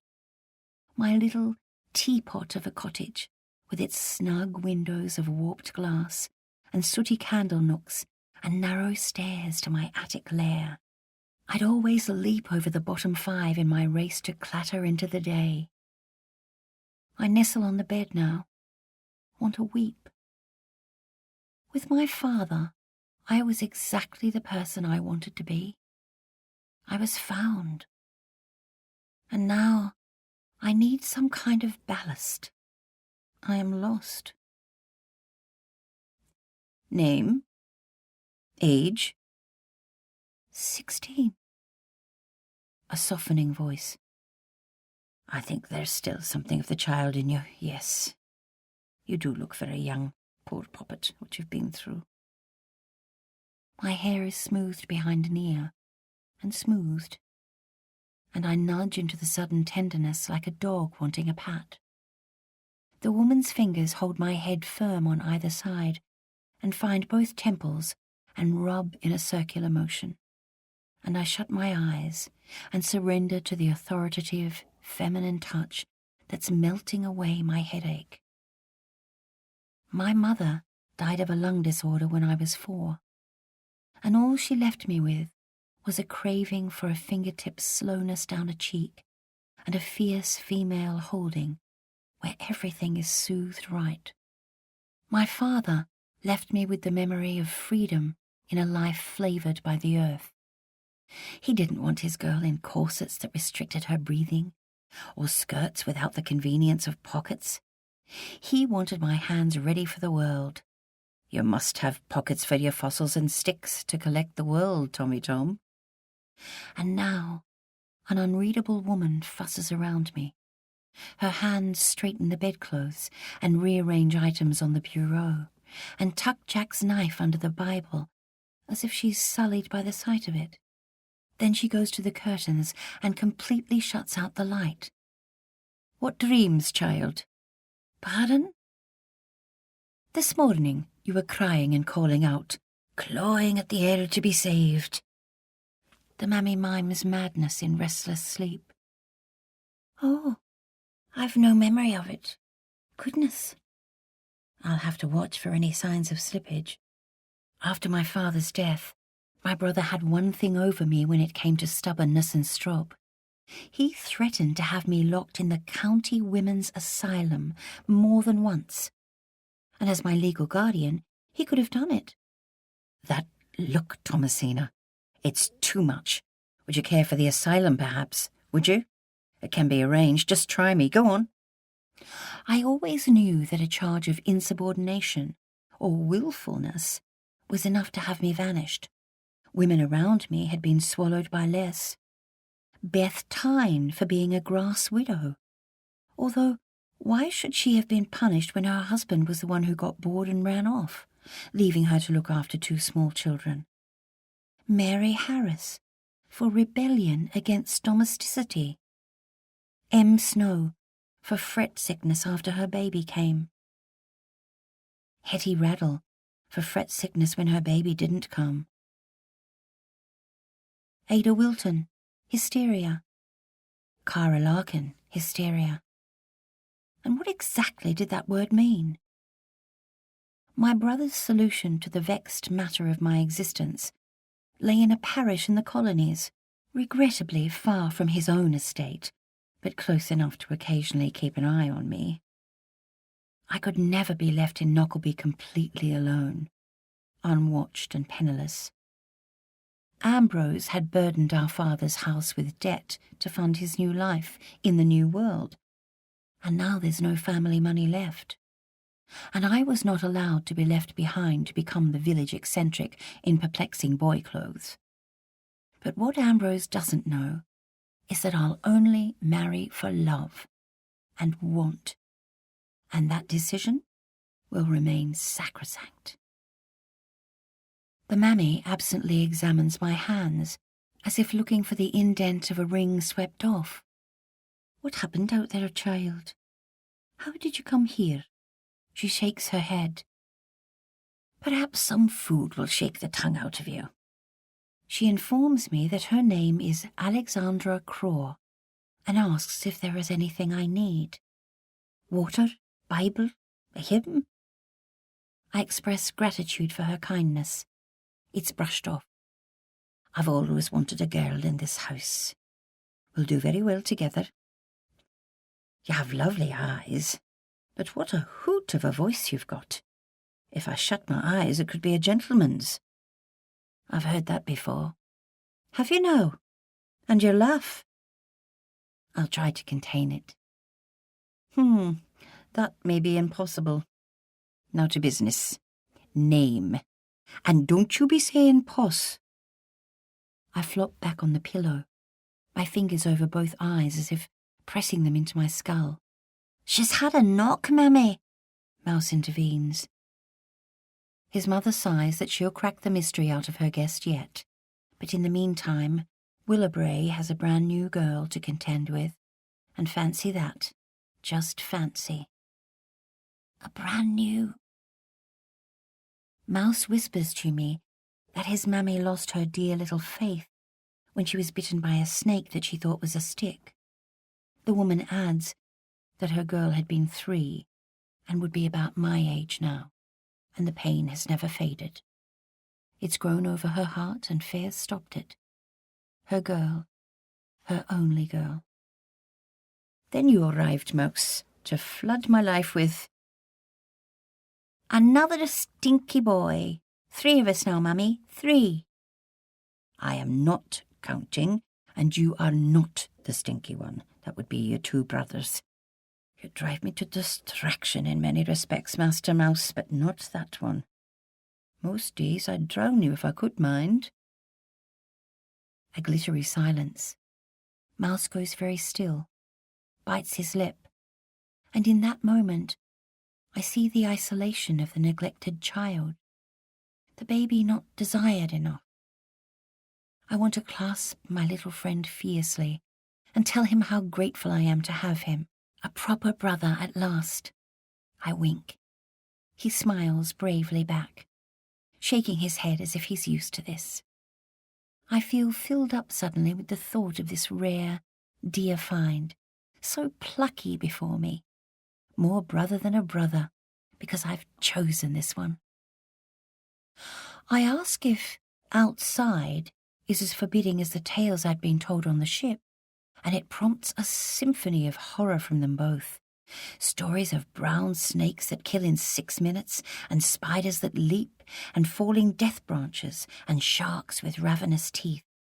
In fact, Mrs. Craw isn't sure why she ever settled here, why she was dragged from her lovely, benign northern world into this. She's barely still as she smooths the cot's quilt and runs fingers along surfaces that have no dust.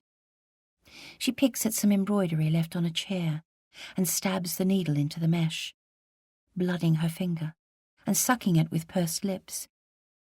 Everything goes wrong in this God-forsaken place. Can't even get the sewing right. I suspect she's a woman who can't control the world outside, only inside, in this house. God help her with me. Her hands clap at a mosquito. She misses, claps again, and triumphantly displays her palm's bloody blot. You're very good at that, ma'am. I need to learn. Years of practice. Don't worry, I'll teach you everything you need to know. Mrs. Craw's voice drops into something else, and alongside the blood-sucking mosquitoes and the spiders and snakes out here, there are the blacks, savages as dark as the devil, Puss. You never know where they are or what they're doing, and that's why you'll be staying close. In this house. With me. Mrs. Craw brusques to the French doors and stares out through the curtains. She turns abruptly, propelling Mouse to the door. There's a water jug to fill. Then she raises an eyebrow at me. So, miss? Anything you've got to tell me? She wants me alone, all to herself. The mother I never got. Mrs. Craw jostles flowers as big as fists in a vase. They're pulsing with colour and a rude, waxy vibrancy. They're too fecund, too much. I shrink back in the bed and shake my head. I have nothing to tell her.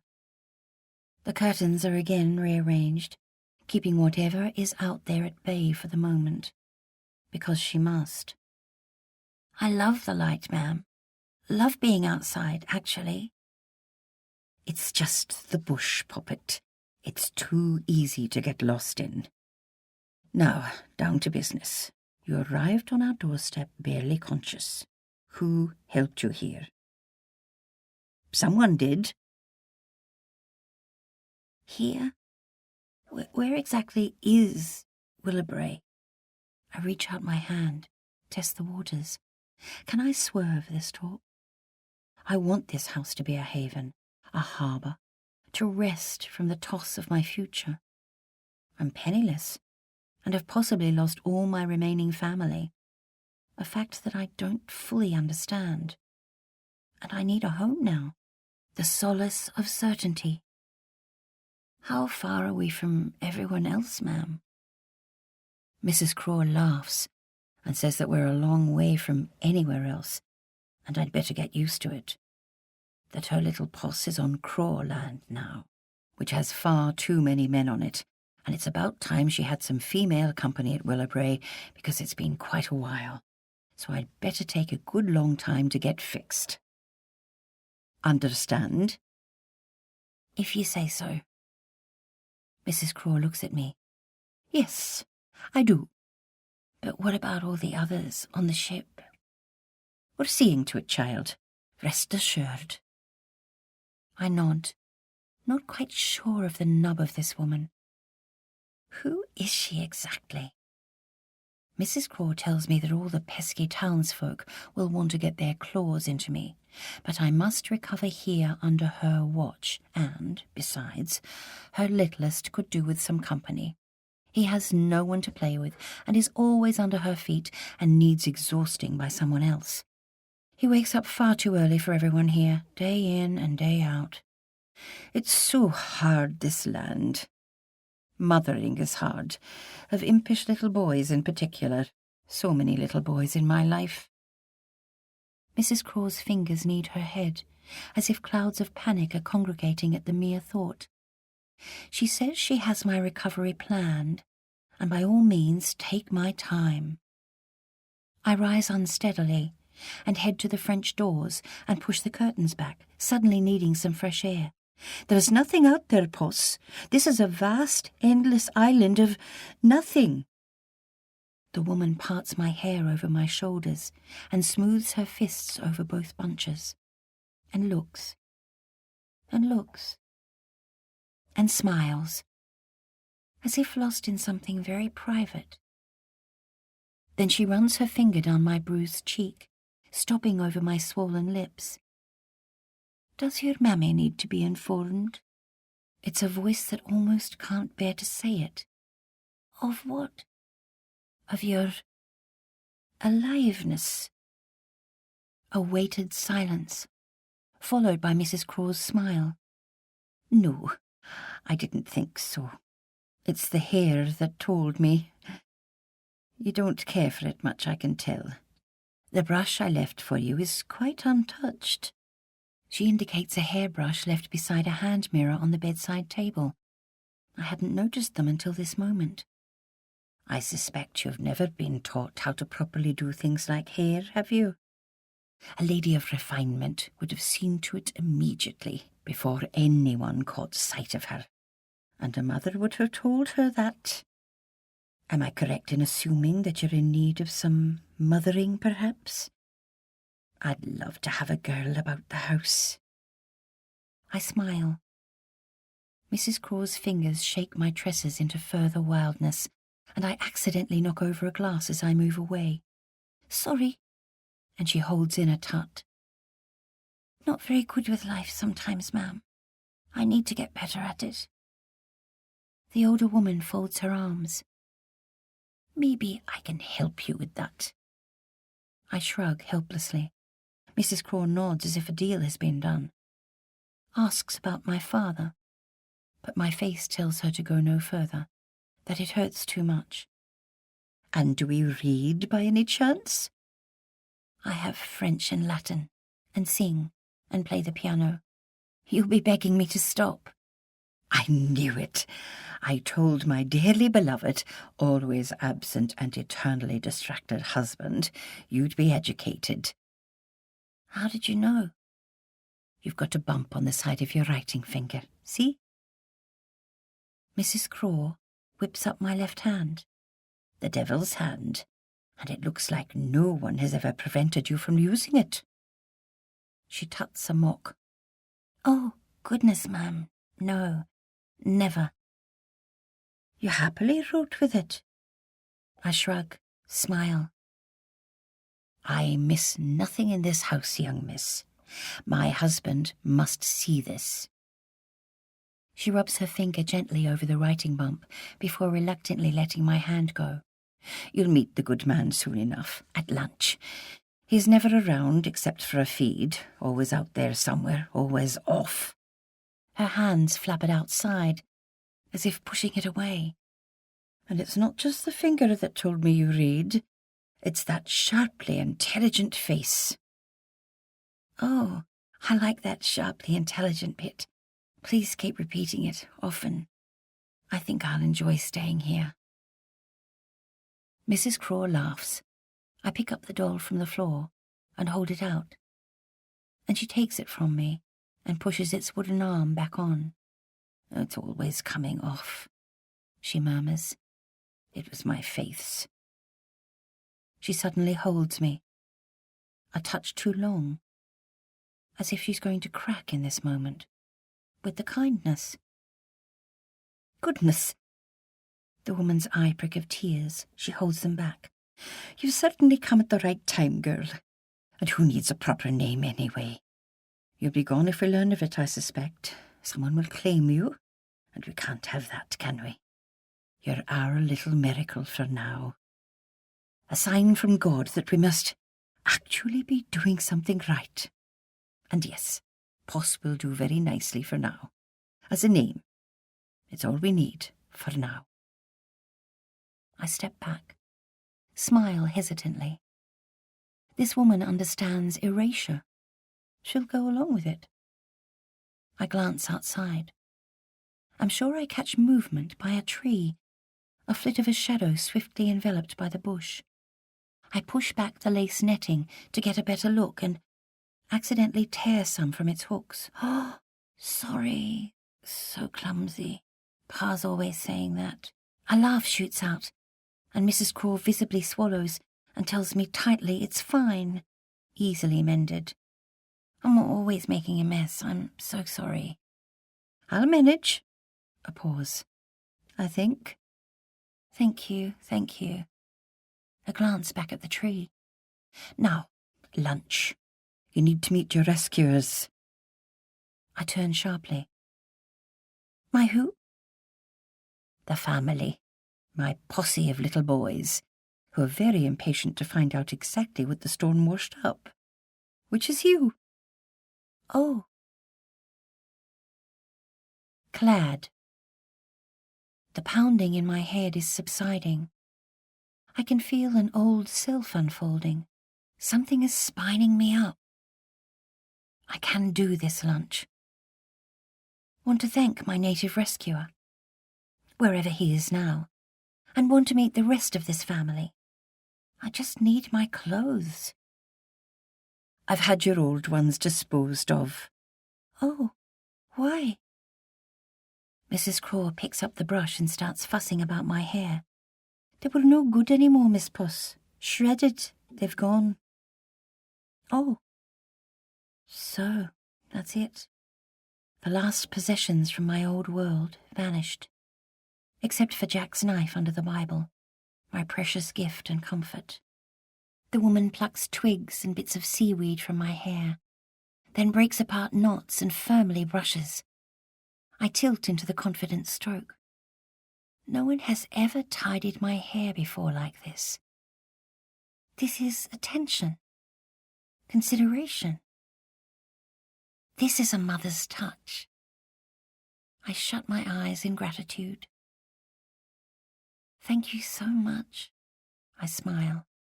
I can't wait to go exploring here, ma'am. Outside. In some new clothes. A sigh. Outside is a problem for Mrs. Craw.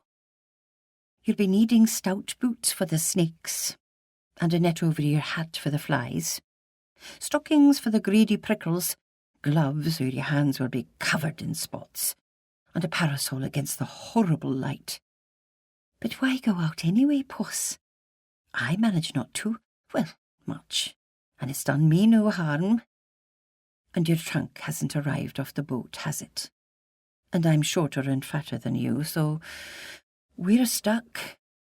No clothes. What to do, child? What to do? I agree that the trunk situation is most inconvenient, and I must have words with that Storm. Mrs. Craw chuckles. You'll do, lass. I tell her any old thing will be fine, even men's clothes just for now. I'm used to it outside from home, when my pa let me borrow my brother's old clothes. Affirming behind Mrs. Craw's smile. Your father, eh? But it's my house now, my rules, and you'll be staying put for the time being, my scampy little boss. Quietly and lively. Inside, as young ladies must. I beg Mrs. Craw for any old clothes, just for now, until we get something made up. She ignores the plea and natters away about 18 years of hard labour in this place and how she prays for salvation, but do you think it ever comes? And as Mrs. Craw chitter-chats about pianofortes slipping into tunelessness and curls dropping in the heat and mould on boots, there are mysterious shrieks from a new world outside, at raucous play, calling me into it.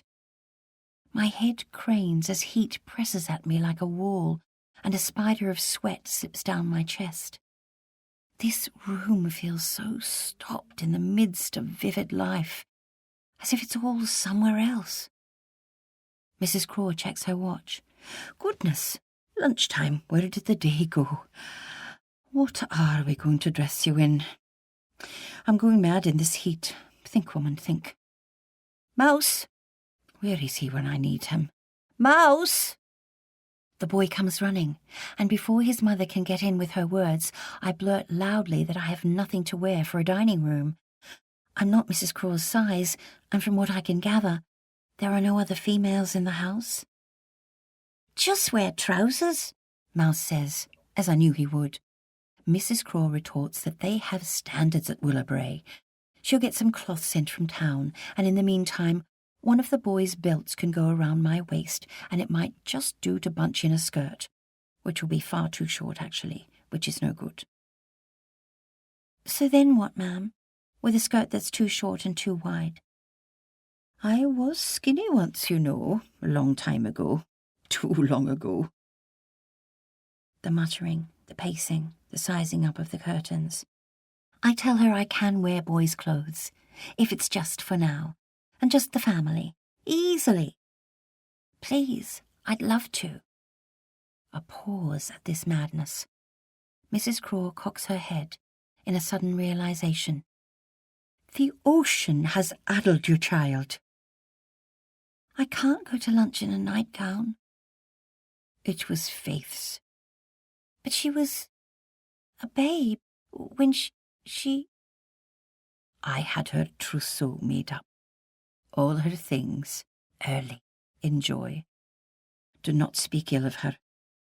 I'm not. I'm sorry, ma'am. I'm really not. The air is taut with misunderstanding. I can get some of Tobin's old things, mammy.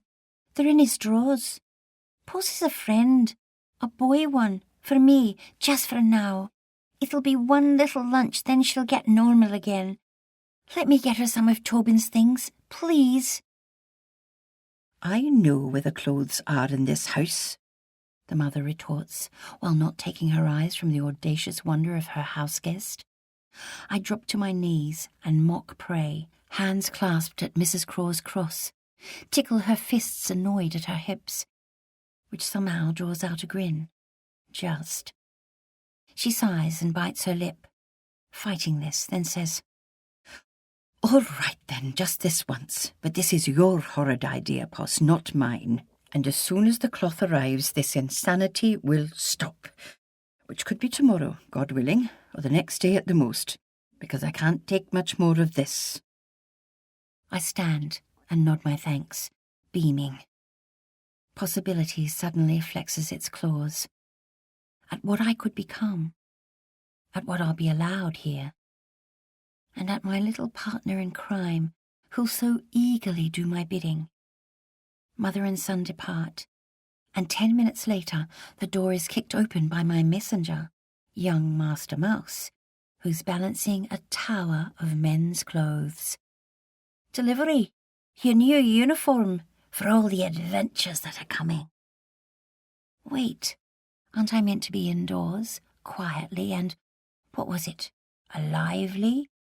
It's easy to sneak out, Mouse responds, and I've always got my hat on, so she never sees the sun on my face. She thinks I'm heading off to the veggie patch. If only she knew. Oh, and you're not? What do you think? I smile. We're partners, and now I have clothes to roam this land strong in. Sturdy, mouse-chosen garments. If I'm dressed too much like other women, I always feel itchy and fidgety, bound and slowed. But I won't be with this lot. I shoo Mouse off and hurry on the trousers, roll up their bottoms and tighten the belt, then drop the shirt over my head and lace up the worn boots. Stamp my feet, laugh, feel suddenly ready and capable and strong, someone else entirely. I do a gleeful handstand with my feet resting lightly on the wall. This is who I always was on the farm, and who I am again, and this new world will just have to deal with it.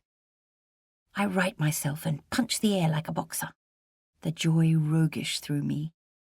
Mouse runs back, stops short. Sounds and... what is it? Zounderkins and Zooterkites. I grab him in an exhilarated twirl. Again, Puss, again. In which lunch is attempted. Mouse and I walk to the dining room. The boy gauges the mood before me and holds me back, holds me tightly in his child world and not the adult. I dressed her, he explains. She's called Puss. I chose the clothes and the name because she can't remember who she is, but she's mine now and no one else's, all right?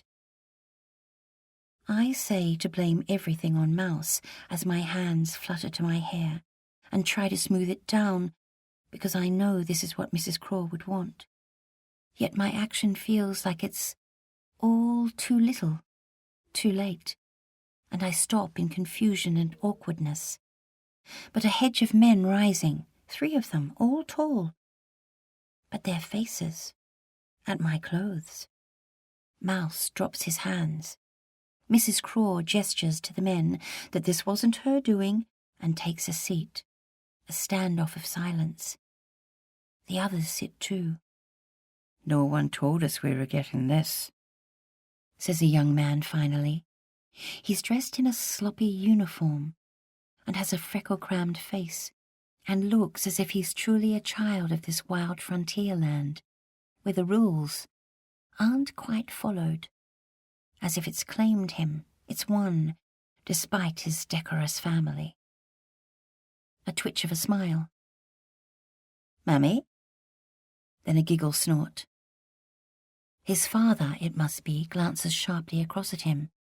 The older man has a scar down his face, as if the flesh has parted with the cleaving, and no surgeon has ever seen to it, and it has been left to heal by itself in a brutal, unright state.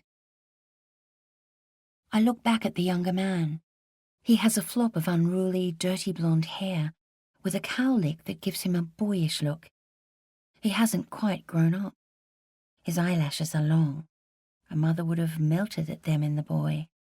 His ill-fitting uniform is threadbare and faded, as if he too has landed from another place, not this genteel house at all. But the looking, like a tongue on my eye. I blush. It's noted. I've been here before, with Jack, and Edward the teacher. This personal felling feels familiar. I'll not be drawn into it. Will not. Need to keep my wits. A vibration of knowing passes between us. The young man turns to his mother. What were you thinking, Mummy? My trousers, my shirt. On a girl of all things. And Pa already has problems with the hair on your youngest. Everything's upside down in this place. I hoot an awkward laugh that rings out to the ceiling. Everyone stares. I stop. Not good at this, decorum, among these people. Mrs. Craw raises her hands and says she's never heard a laugh like it, and I'm not sure if this is a good thing or bad from the tone of her voice. I announce that I'm happy with the clothing for the time being, that it's my request, and I feel like a new person talking here, taller, spined up, earthed. You sound like a boy. The challenge is thrown across from the pretend soldier, who fingers a tarnished gold button hanging by a thread, as his mother fiddles with her cross while praying silently to her God, with moving lips. The son is all looseness. He gets away with a lot, I can tell.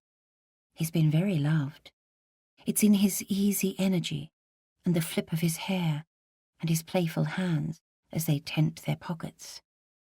As he looks at me, and looks.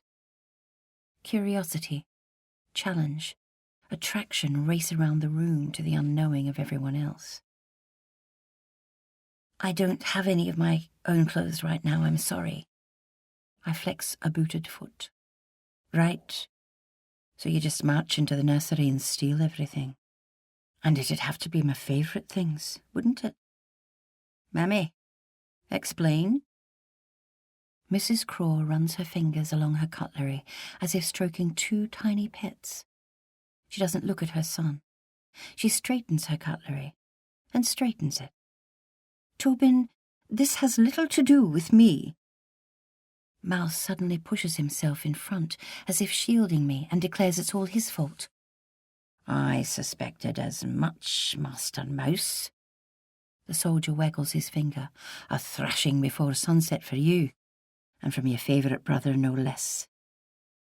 My groin is liquid as he veers back to me.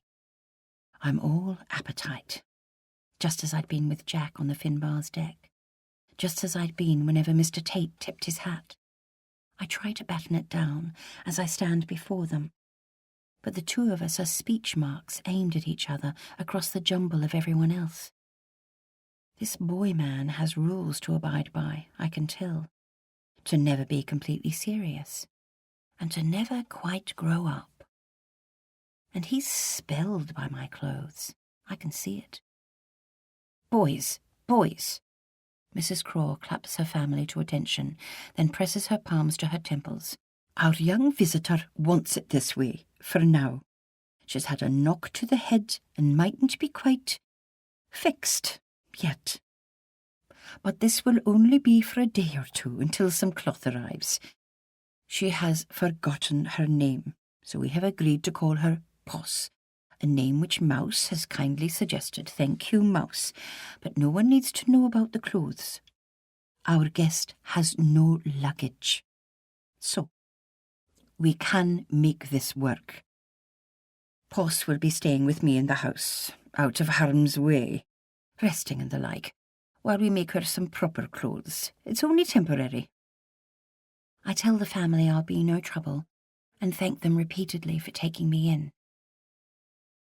How did you find us, mermaid? The boy man asks. I tell them it's lucky I can swim. Swim? Goodness! And explain there was a bit of deck I used as a raft, but beyond all that it's a muddle. My head has holes in it right now. Perhaps your memory will come back with some food, Mrs. Craw prods, and I concur, and say that as soon as the situation is sorted, the others found from the wreck, I'll be on my way. Thank you so much. Well, thank you for enlivening this remotest of outposts. The soldier's smile is arrowed right into me. He runs his fingers through his hair. Oh yes, he's been cherished. His disobedient limbs seem too gangly for a coat too short in the sleeves, as if he's had a sudden growing episode and his clothes haven't quite caught up. He winks, and I mock frown.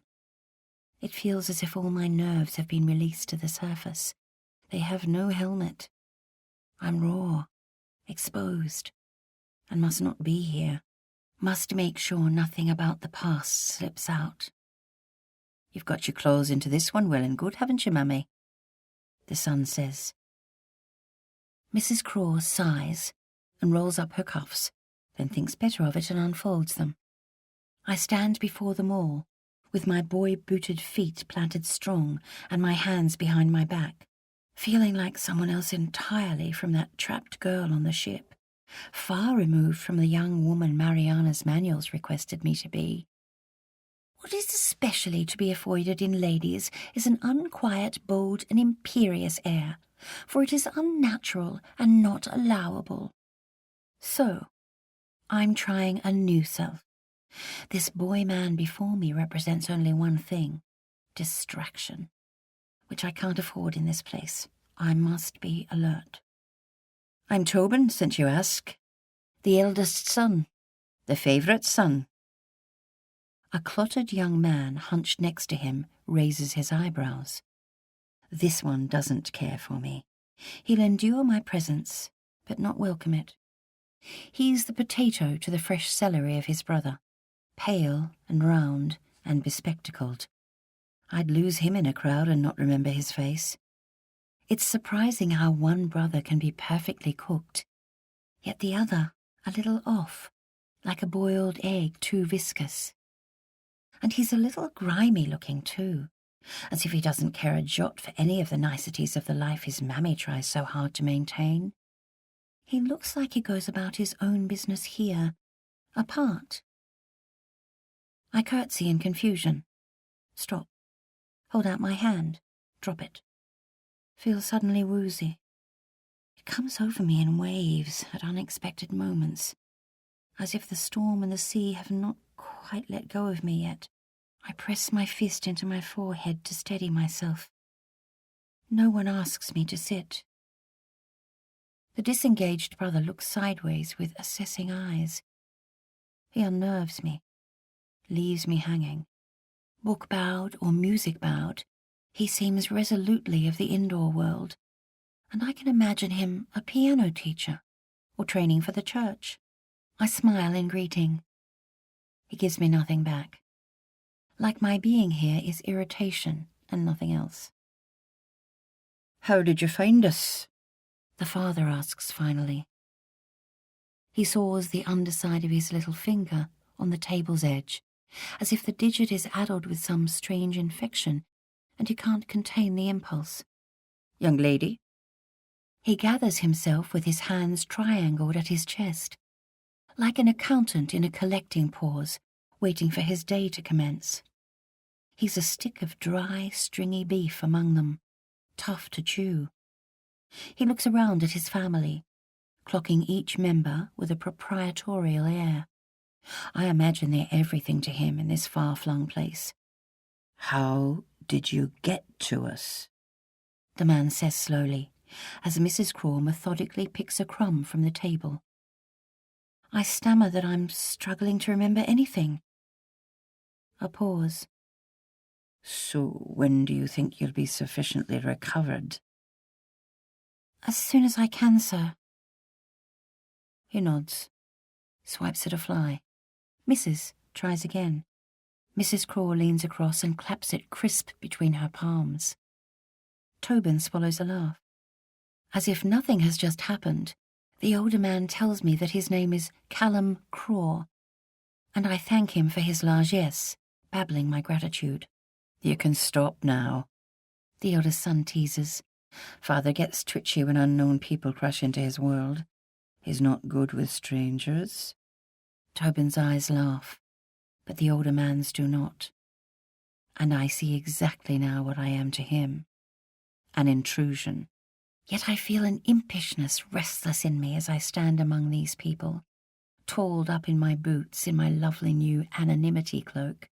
Because all the stops on my life are vanished for a brief time. I'm Pa's Galatea made flesh, and out in the world, finally.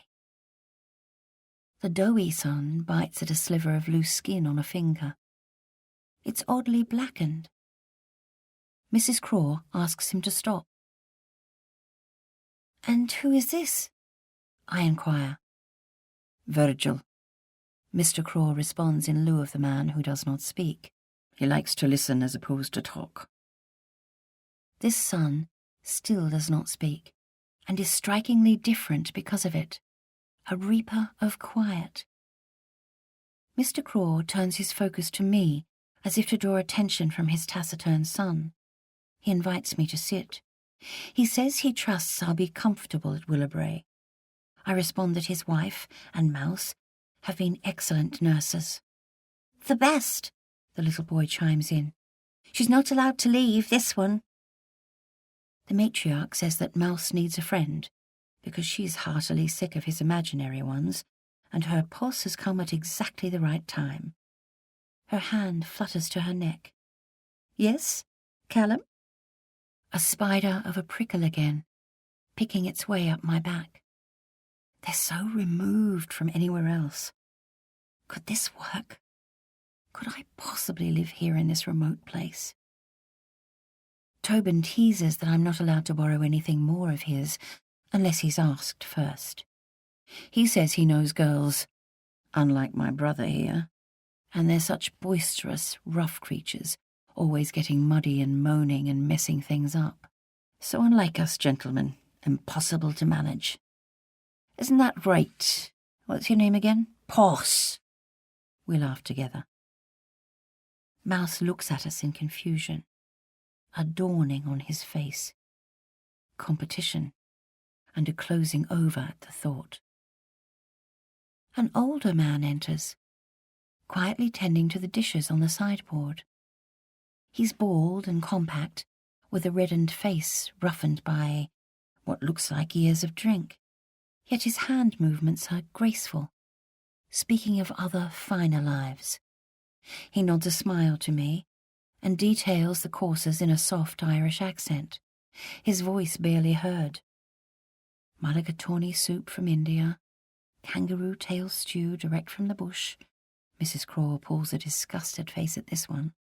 Hominy, cider-baked pork with crackling, pickled cabbage, and plum pudding and jellies for dessert. "What's hominy?" That's a mise potage, miss." "Thank you. Are you the only servant, sir?" The man looks at me. "Yes, miss." He goes to say something else and stops, appears to be shrinking into the wallpaper to make himself as invisible as he can among these people, as if he doesn't want a bar of any of them. Mr. Craw signals a quietening into grace. It's recited with a fervour that's like an incantation of protection. "We pray no evil shall befall us, nor any plague come near our dwelling. We pray we shall walk in God's protection all the days of our lives." Mr. Craw lowers his hands in a sweep of the table, as if trying to spill calm into the furniture and the very marrow of the walls, and himself. I glance outside. What a lonely place this is, islanded by the loom of its forest. Mrs. Craw kisses her cross. Mouse's eyes are closed in obedient prayer, his lips moving over silent words at odds with his father's, as if he isn't listening at all, preferring his own secret God. "Are no other women here, ma'am?" "I can never keep a female. It's too wild and difficult, too remote. Flea's the only one who's stayed, our faithful Labrador, and he's only got 2 months left before he gets his ticket of leave. We're family, aren't we, Flea?" I take a plate from this Flea. He feels like a tinderbox of restraint. His silence is a presence. He's missing the middle digit of his right hand. It's gone right down to the knuckle. Mouse catches my looking. "Flea tells me a shark bit it off, or a tiger, or a crocodile, was it?" The man says nothing, as if he hadn't heard. You will be staying on with us, won't you, Flea? Mrs. Craw's fingers drift to her hair, smoothing the smoothness. Flea smiles slowly, as if anything he might say will be too much. Mrs. Craw turns with reddening cheeks and says too brightly to the table that Mouse is in need of a governess. His letters are slipping. His French is non-existent. In other words, Tobin says and laughs, in need of some taming. Mrs. Craw says with brittleness that some female company would be a lovely thing indeed, and that the dogs, despite what her husband thinks, do not count. Mr. Craw doesn't respond. The lines are deep between his eyes, as if he's permanently clenched with worry. A lifetime of frustrated living is in his face. He doesn't seem free at all as he rubs his finger on the table's edge with a tiny tightening of his cheeks. Not free like my father was. Mouse asks me once again to stay, as if he doesn't want to be left alone here. What have I stranded myself in the middle of? I feel oddly vulnerable right now, lost in a strange land and totally alone in it, with not a rag to my back. Yet before me, possibly, is an income, a position, a purpose in life, a warm bed in a fine home and good clothes, an escape. This is about survival. Mouse looks at me. He lifts his palm and silently tickles a finger from the other hand upon it. A smile, a deep breath. I'd love to stay, ma'am. Try my hand at being a governess, if you'll have me, because after all, a boy must have his French and Latin, both of which I have. I was taught by my father. Mouse pulls a vomit face that only I see. I stifle a laugh. Mr. Craw looks at his wife, then at me, then at Tobin, and back at me. All right, for you, madam. We shall try this temporary arrangement. I laugh in delight, and Mrs. Craw claps her hands in triumphant relief. Excellent. Welcome to the big house, Puss. After lunch, you must get back to your room and continue your recovery while we prepare. So you're strong for the days ahead. Yes, ma'am. Straight to bed, all right? Then tomorrow you can look about your new home. I lean back in my chair and shut my eyes as a glow of relief seeps through me. An anchor. Yes. An anchor to my life. Right here and right now. And I smile at the gift of it. I've always had an irrepressible joy seamed through me, and now it's bursting out, and despite myself I laugh, a loud whoop to the ceiling. I can't contain it. Tobin raises an appreciative eyebrow, as Mouse flits his eyes between us both.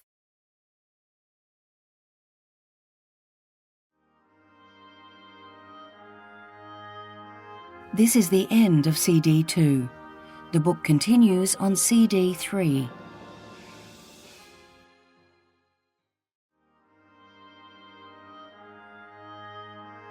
CD 3.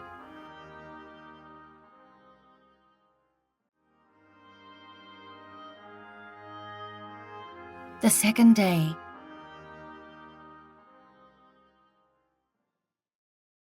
In which a visitor disturbs.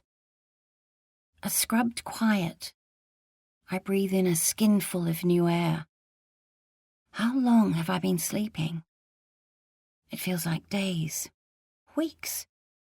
I claw at the untied curtains of the bed canopy, encasing me like a shroud, and sweep them aside and climb out, to the French doors, pushing back Mrs. Craw's light-trapping curtains. Beautiful, tall light is outside, and the day already feels stale. Willowbrae is lazy with stillness. Heat sheens my skin. I flop back to my stewy bed of sweaty sheets. A tap on the French doors could be a pebble thrown. Hello? Am I imagining it? No, there it is again. I rise, fling the French doors wide, and breathe in deep the lovely new air crammed with its alien fragrances. Look down. Gasp!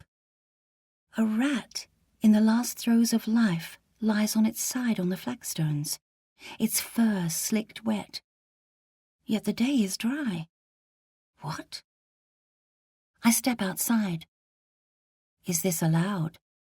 Don't care. I'm out at last in the blaring light and slap at a mosquito on my arm. It smears in a bloody streak. I clutch the veranda post.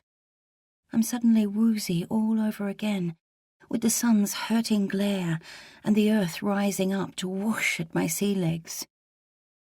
I bend to the animal.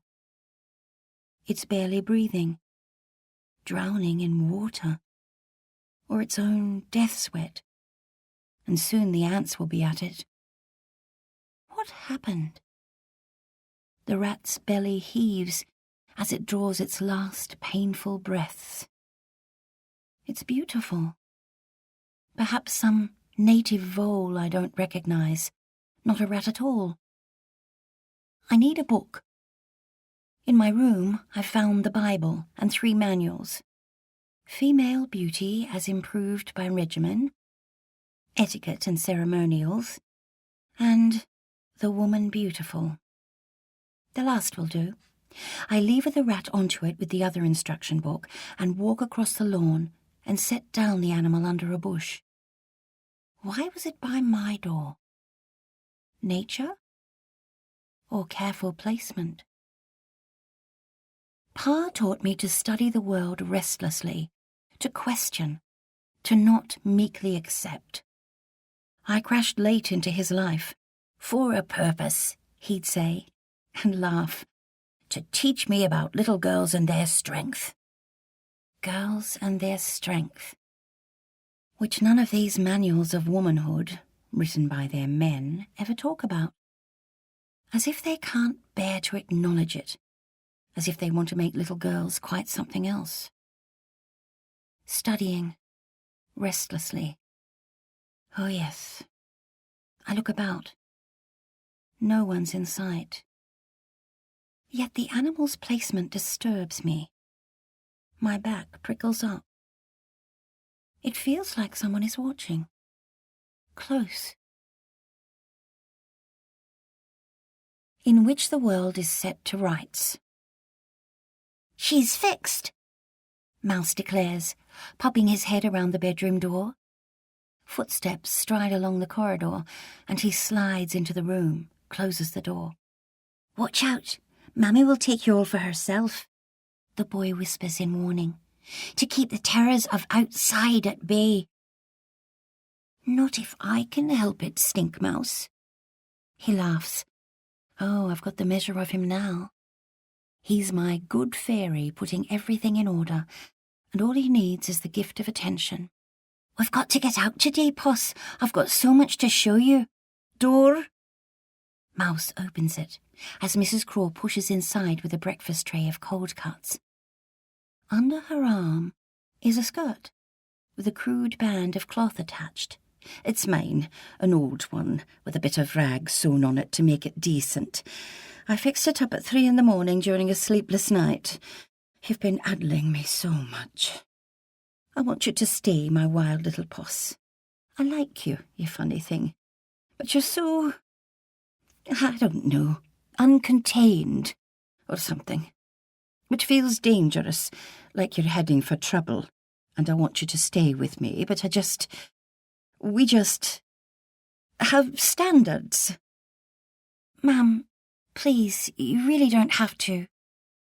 I insist. And you, Mouse, scat. Mrs. Craw snatches up a hairbrush and drags it through my hair. Ow! Explaining that tangles must be tamed in this house. You're at Willowbrae now, and you must reflect it. I bite my tongue. I'm a guest. Must make this work. Mrs. Craw tries and tries to smooth my hair, but it refuses to conform. Strands keep escaping, and ridges of stubbornness keep appearing. It won't lie flat. I laugh helplessly, It's just how I am, ma'am. She groans. Get dressed, she says, crisp, abandoning the hair and tossing the skirt across. Make yourself presentable. For me. For us. I run after her to the bedroom door, but go no further. Mrs. Craw's not in the mood for further talk. I shut the door to a sliver and watch. She bumps into Mr. Craw, who's on his way down the corridor for a day of work. All under control? He booms. Yes, his wife responds tight. I think. A pause. Is this going to work, Lex? She's the little girl I finally got. I have been praying for years. I know. I have a vision of silk ribbons and suffocating lace. My hand taps in agitation at my throat. I've got a headache coming on, Cal. Everything's been so agitating. Go to bed, Lex. You were up all hours last night. I quietly shut the door on them both, my fingers still at my throat.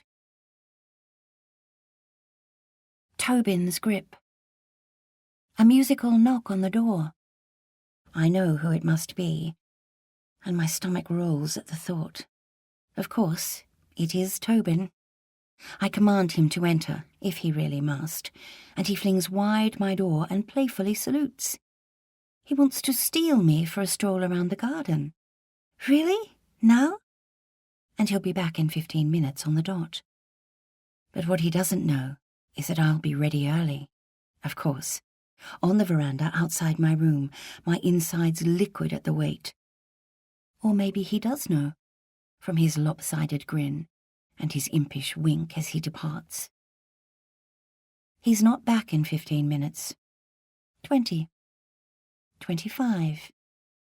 I'm a hostage to his forgetting and can think of nothing else, ridiculously nothing else. Where is the man? I slump on the sweet-smelling grass, the waiting inside me like a dog with its head on its paws. This is some game, and I'm his pawn, and there's no shyness to the light pounding into my skull, and my head now hurts. And where is he? And then, the nonchalant saunter across the lawn as he juggles 2 apples, as if it's only been a matter of minutes. All is wiped, of course. I spring up, hands on hips. I've been waiting a long time, you know. I do. He tosses across an apple, which is caught in a crisp snatch, and Tobin bows in respect. I had to do something for my father. A pause. Apologies. I smile in forgiveness. There is nothing else I can do. This man has been absorbed by me like smoke. In the pores of my skin, I am caught. The garden is a skirt of neatness around the house. All circular flower beds and stone benches and urns. It's not what I need. It bores me. The wildness beyond it calls me out into it with its bird shrieks and shrills, its thrilling loom, its dangerous sense of coolness, and I straighten as we near it. Odd, untidy trees of a strange, almost green, crowd the lawn's edge, as if the sun has bleached them of fecund life. I want to show you something, Poss. I look back to the big house as we head further and further away from it. Someone is madly thumping a piano, as if they're broken with fury or trying to crash into the tension that exists between Tobin and myself. And I wonder how Mrs. Craw gets any sleep through it. Is that Virgil? Yes, he's angry. Mamma will yell at him to stop any moment now. Sure enough, she does. We walk to a far corner of the garden, a dog compound with Barkingham Palace painted on it. Tobin explains that he's responsible for the name and that the dogs, Sage, Chili and Parsley, love him the most. He's their favourite because he raised them. The animals leap and mock bite as he lets them loose. Then he whistles for them to follow, and they fall into easy abeyance.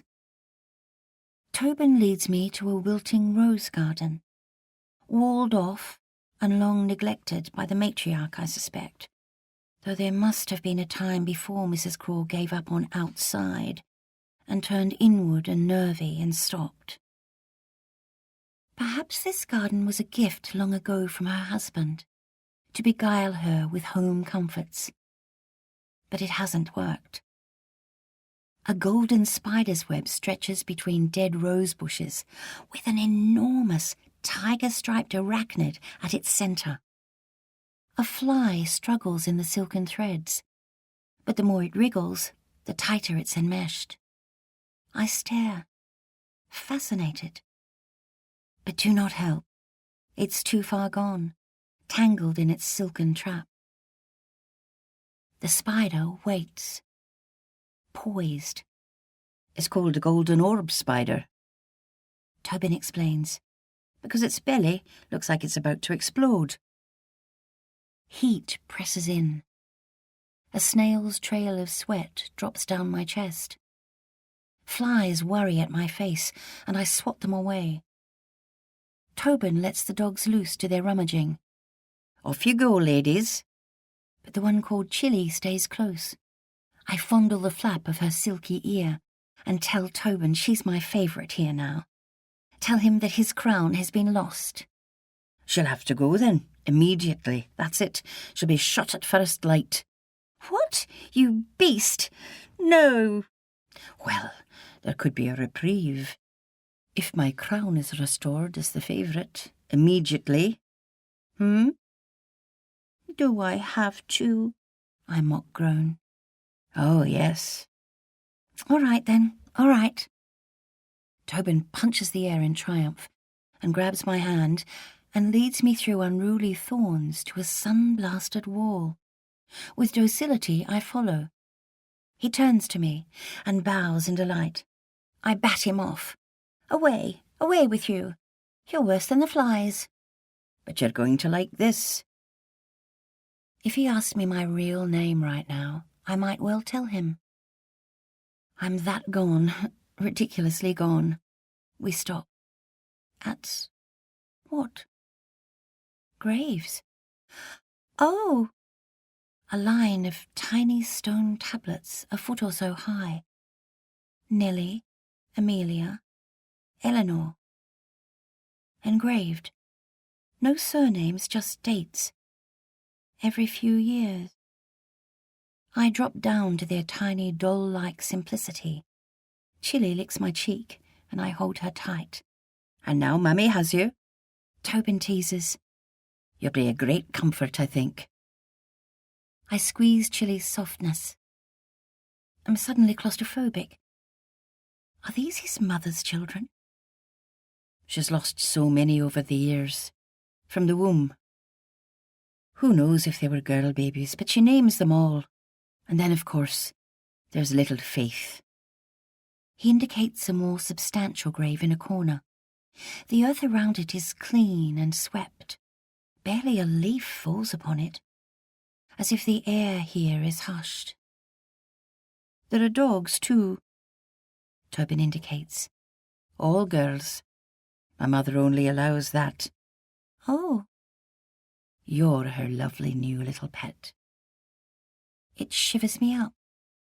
And I'm suddenly annoyed at his game, whatever it is, and yell after him as he strolls nonchalantly away. Why have you brought me here? I don't know. He turns back to me. Something to do? His smile is breezily unburdened. There's not a scrap of weight in it. Come sit with me, he says with his pleading eyes and beautiful lopsided grin that makes me forget everything else. I soften and follow him to the lawn, and we lie languid out of sight of the house behind a native tree as straight and pale as a shin bone. We're like two shawls tossed aside in the heat. I shut my eyes on the tall blue, and the shapes of the leaves dance in flames over my eyelids. Occasionally, Tobin dares a touch, a caress. Just. It is very polite. It is the first time I've been touched in this way, this hesitant, inquiring way, by a man. The jolt of it, my breathing dips. What is this vividness now mining its way through my body, turning me into someone else? I'm on the cusp here, dipping into being lost. One eyelid is suddenly kissed. Soft. Then the other. Oh, the audacity, the loveliness, the theft of my calm. I can scarcely breathe. Something is turning my body alive in a way that is new and strange, and I don't know what to do next, how to respond. Tobin falls back, grins. Just that, as if it is enough of a lesson for today. I gasp. What? Then do nothing else. And he says nothing back. But I hold that secret gesture of his eyelid kiss in the fist of my heart. For in that moment, I am lit by the rescue of it. My whole body feels blazed by newness. This could work, being here. All of it. We gaze at each other. Shy, both, at some secret line of tenderness that has been crossed. Smile. Just. I imagine trailing a fingertip down his cheek in a slow memory hoarding. Do nothing. Hold back. How is it possible to fall in love with the curve of a neck? So quick. A freckle tucked into an eye's corner? His laugh at my looking undresses me, and I blush. I want to be unpeeled by him, layer by layer, and my stomach is rolling at the thought. I feel a dangerous slippage. Fight it. His attention is swerving me off my course of focus and containment and grit in this new land, of keeping my identity at bay for as long as I can. Yet my resolve is melting at the sight of this man, like hot water thrown over snow. And it feels extraordinary and wrong, and too soon that he could have this power. It is pure, surrendering want. I push him away. Tobin, stop. Again. Tobin, I don't like it. He gets up abruptly. Tells me he has to head out bush now to help his father. He'll be gone all day. I return to my room, my heart singing. This rescue will work. But as I go back through the French doors, I notice the table with the Bible on it, for the first time since yesterday. The knife's absence. Jack. Why didn't I hide it? Who would take it? The young girl in the painting looks at me as if only she knows. I pound my head with a furious fist. How stupid I was to leave it. My lovely, quiet, good Jack. The last thing left of him. Left of us. And Tobin's kiss now feels like a transgression God himself has witnessed. Oh, my Jack. Grief closes over me, and my knuckles ram my cheeks, trying to stop a cry breaking out.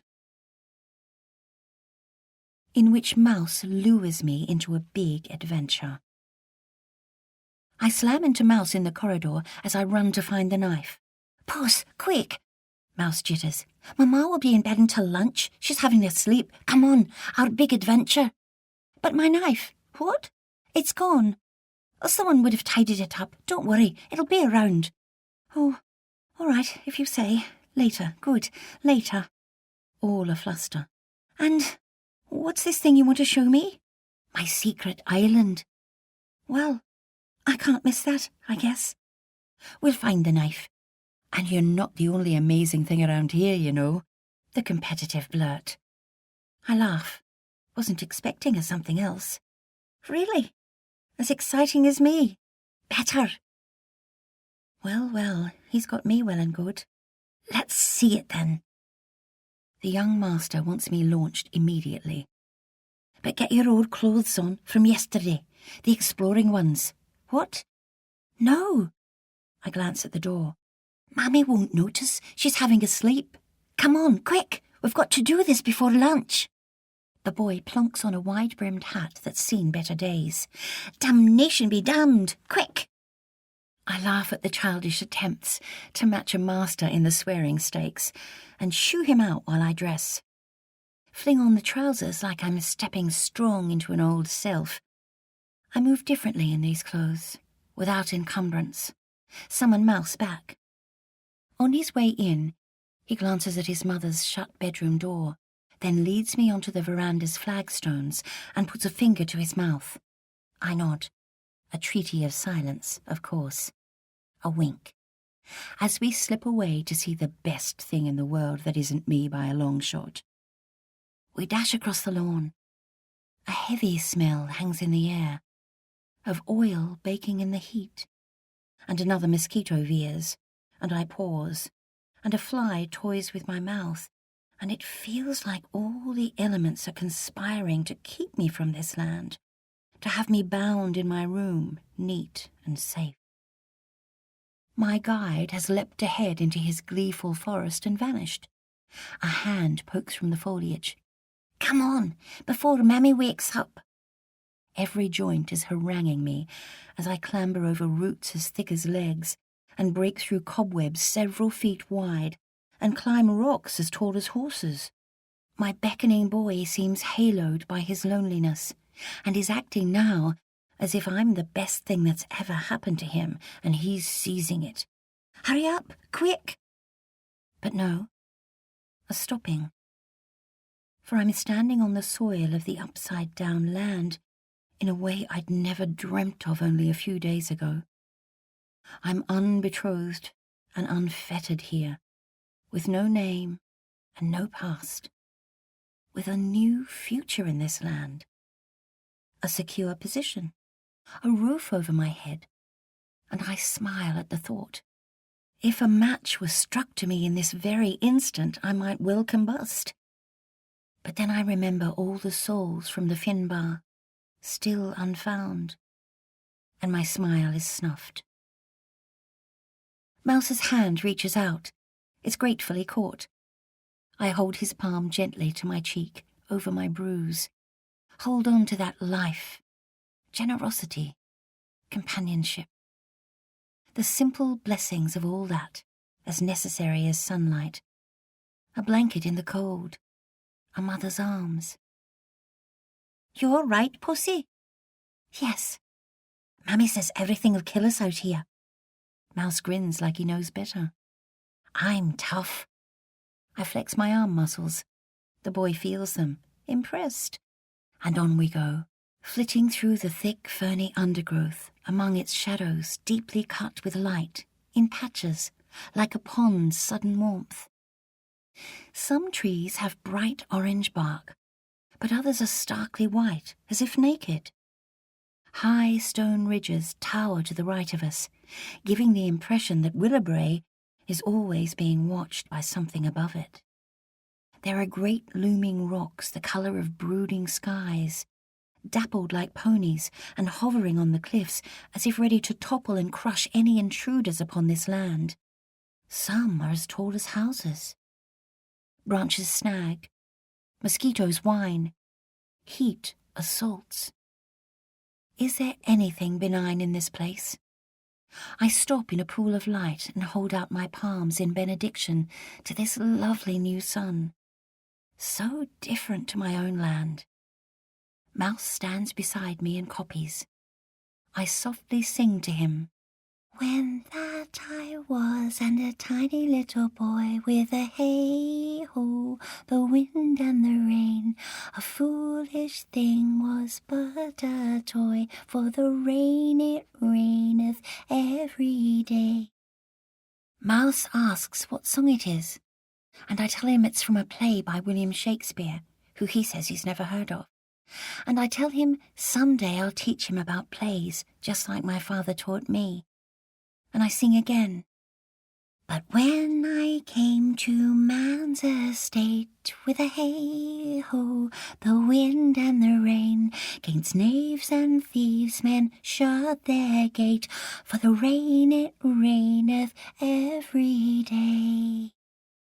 Mouse claps his hands and exclaims that it never rains here, mostly, that it's blue skies all the time, and I snatch him up, freely, truly, and lift him with a whoop, then drop him squealing in a crisp catch. Again! Again!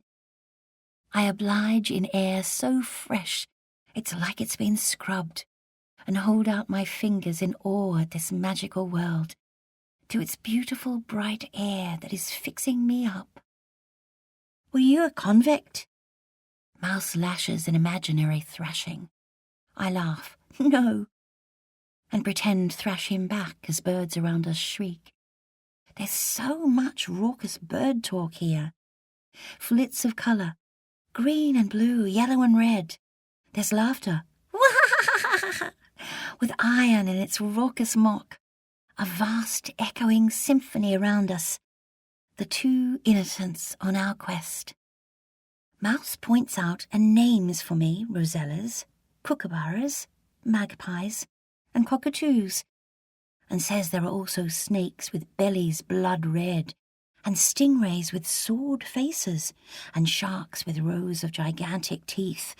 So much to marvel at. And asks, is my land as good as this? Ever? Can it beat it? Well, my friend, England does feel very tame in comparison, and dark, and cold. The clouds brush the rooftops all the time, which means you never get light like this, which means you never get shadows like this. I point to the abrupt delineation between dark and light, then push up my sleeves and hold out my arms to the sun in a great and unseemly freckle harvest. But I'm always on the side of the light. It's where you'll find me. Mouse follows suit, then hurries me along. But what about all those snakes you go on about, mister? He strokes his chin like a surgeon confronted by an impossible ailment. Death extremely likely.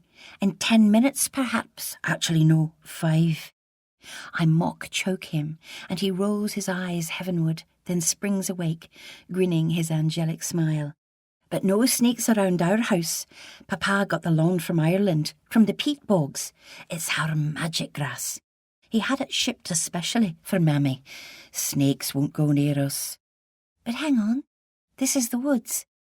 The bush. You have so much to learn, mermaid. Rule number 1, just stomp. Mouse demonstrates and I copy, more vigorously. He whoops and takes off. Wolf girl flits. Mouse flits faster. We bash shoulders companionably, and he wins, just. Then the two of us stand on a crest and gaze out over the endless ocean to a far horizon, then swivel to great fingers of a river plucking at the soft land, then a blue line of hills folding off behind more hills, and more to the west. I hug my arms. I muse that it's an awful lot of woodland. Bush pass. It's called the bush. Before us and around us, spinning in wonder at the sheer, breathtaking enormity of it. You could disappear into this land and never be found. The bush suddenly feels impenetrable. If something happened here, within this family, no one would know. I glance across at my lonely boy. Where's the town? How far away are we, Mousie? From anything. But the white blonde curls are disappearing fast at the bulleting questions. Far, far away. Mouse shrugs the questions off. We continue on, closer to the rim of the harbour's bay. I catch silvery glimpses through the trees. A spider with tiger-striped legs sits in a web in a tree fork beside me. The creature is as big as a handspan. I reel back. They're everywhere. Mouse laughs. They won't hurt you. He plucks a hollow shell off a tree's trunk and latches it onto my sleeve with tiny claw hooks.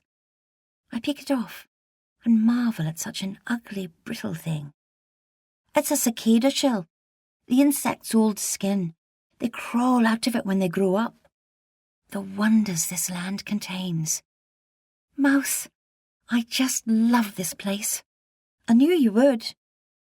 Leaf canopies toss their heads in the breeze, like ponies wanting home. Pointy leaves scratch our arms, springing branches thwack our faces, and everything feels like a test.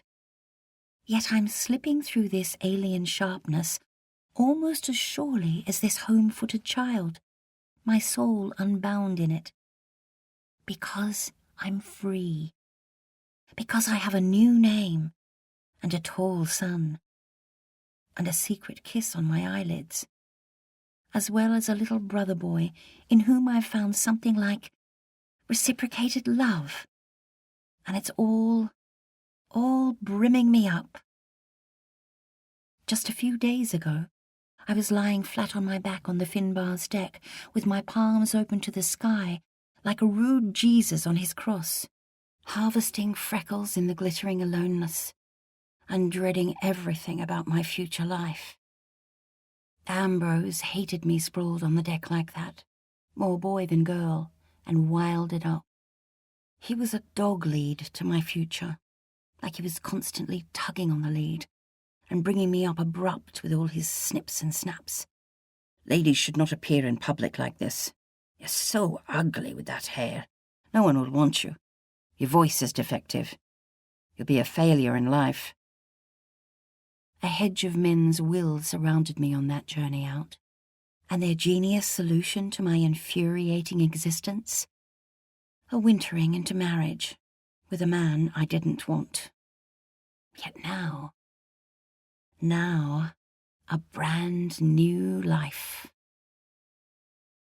Mouse and I stand on a flat rock on the edge of a small cliff, peering down. We're too close to the ledge's dizzying drop, and the wooziness comes over me again, and I step back, pulling Mouse with me. It's the water. Too soon. I clutch my hair, contemplate. Below us is a thumbnail crescent of golden sand with a cluster of creamy, oyster-clotted rocks at either end. There are steep cliffs to one side of the beach that plunge down to perilously sharp rocks, but on the other side, where we are, there's a slightly gentler approach. Come on, Mouse urges. Do we have to? He nods. I follow reluctantly. We pick our way down a grassy goat track over boulders and dead, fallen branches. Mouse wants me to wade a short distance into the harbour to an outcrop of a rocky island as big as a ship, whose presence, so close to the shoreline, seems to meeken the beach's water into calm. A band of trees clings to the island's centre. But the water, there's too much memory in this, and I shy away from the lapping edge as the horrors of the Finbar come back at me, and back, and back. Mouse isn't interested. Today's a fresh day with something wondrous in it. It's only knee-deep, a slow tide, come on! He yanks me abruptly, yet I have a flash again of the voices crying for their mothers, and their God. The voices quietening. The too many voices. The voices stopping. You aren't allowed here, are you, Mouse? Because this may stop him, perhaps. My boy doesn't look at me. Come on, scaredy cat. This is my secret place. Betterer than anything. I suck in my breath. Brace myself. Right, he's not budging. I pull off my boots and step hesitantly into the water, crammed with its memories. It's warm, inviting. The sand is soft through my toes. Clouds have fled the tall blue above us, and the world feels contrite. As if sorry for the great unhinging of the other night. A deep breath, and soon we're scrambling onto the island's rocks. Watch the oysters, Poss! Too late. A foot is sliced to add to the slices of the other night. Mouse is mortified. He goes to rip up his shirt, but I brush off the ribboning red. "It's nothing. Lead on, Captain Mouse," which the boy does, thrilled at his fresh crowning. "Captain Mouse at your service." He grabs a stick as his sceptre and marches onward to a place of mysterious pause, a glade in the outcrop's centre. It's a fern-filled dip like the hollow in a neck. Its energy is arresting, removed. A deep silence pools in it. I suddenly want the alone here, not this noisy, chattery boy. Want to cloak myself in the thick, repairing quiet of this space, unencumbered by my scampy companion with his thrashing stick. Mouse tugs me forward, his voice suddenly sucked from him, as if he senses it too, finally, that he's intruding here. But then, I flinch back, as if unexpectedly brushed by fire. Oh no. Oh God, no. Mouse mustn't have seen it. Oh God, he mustn't. I pull him back. Stopped. What a swan's wing cradles. A woman. Her baby. Lying on the ground asleep. No. Yes, surely yes. I hover a touch, flinch back. They're natives. I've seen black people before. The other night in the rescue. As well, my father had a rare friend, Oladiah from West Africa, a servant of a sea captain. He'd been kidnapped as a child, and for years he had uttered only dog's howls. But gradually he was tamed into service, and when the captain retired, Oladiah went with him. They settled near us, and Pa befriended him out walking, and he was enfolded into our lives. My father taught Oladiah his letters. When he visited, I always wanted to sit nearby, to gulp him. Everything so curious and different and lovely and strange about him. Hair that wouldn't be tamed, skin the colour of midnight, his pale and worn fingertips. It was all so wondrously something else to me, yet not. But these two people are different. The woman is darker and almost completely naked, except for a band of cloth around her forehead that clears her face of hair, which is close-cropped and clustered about her head in tight whirls. She wears a necklace crammed with little white cones of shells, jumbled with black ones, 4 strands. The baby is naked and at her mother's breast, as if she's just dropped off it into a milky stupor.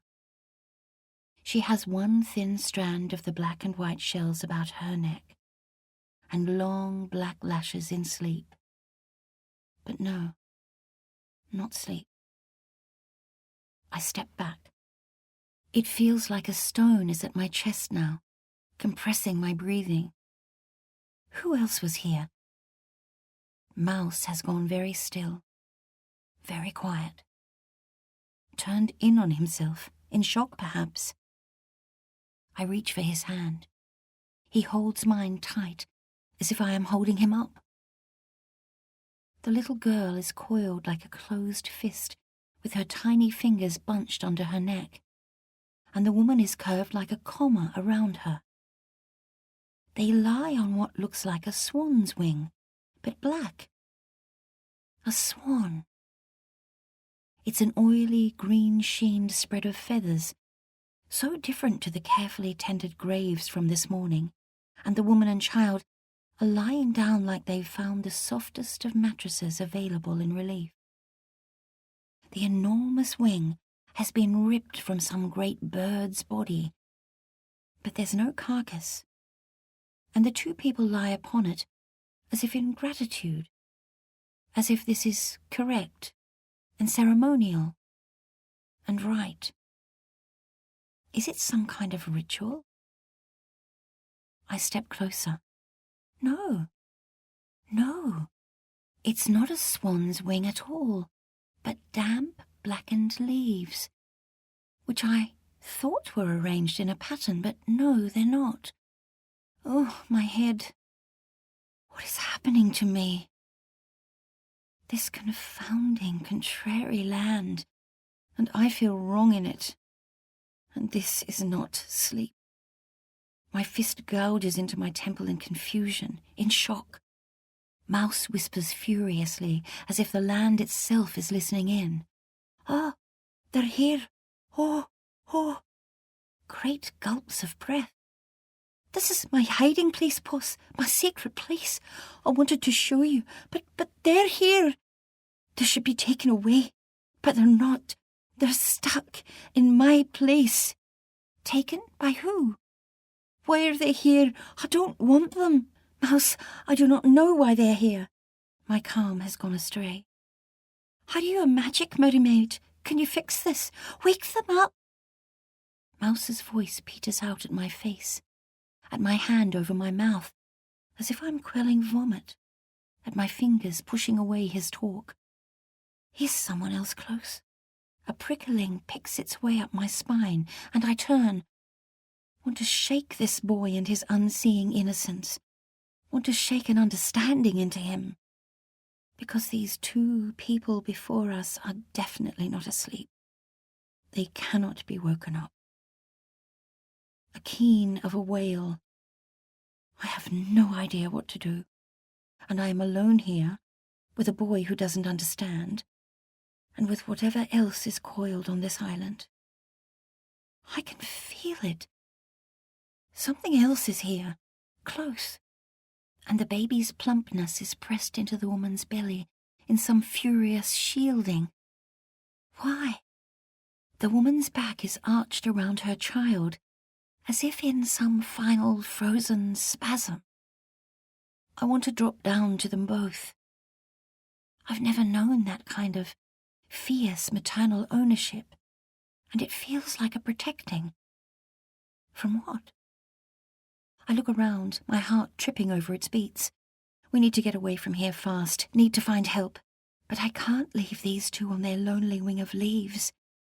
They seem so isolated out here, and by the look of them, they were formerly in robust health. What's felled them? I hover a hand. No, can't touch. Have to. In case of some leaking of warmth, so I can bellow it back into them. Come on, girl, do it. But their flesh is cold and firm and vanished of spirit. It's taken on some new and weighted solidity. And of course, it's too late. Mouse gazes at me, eye deep in confused stare once again, like that boy I first knew from my sickbed. They're dead.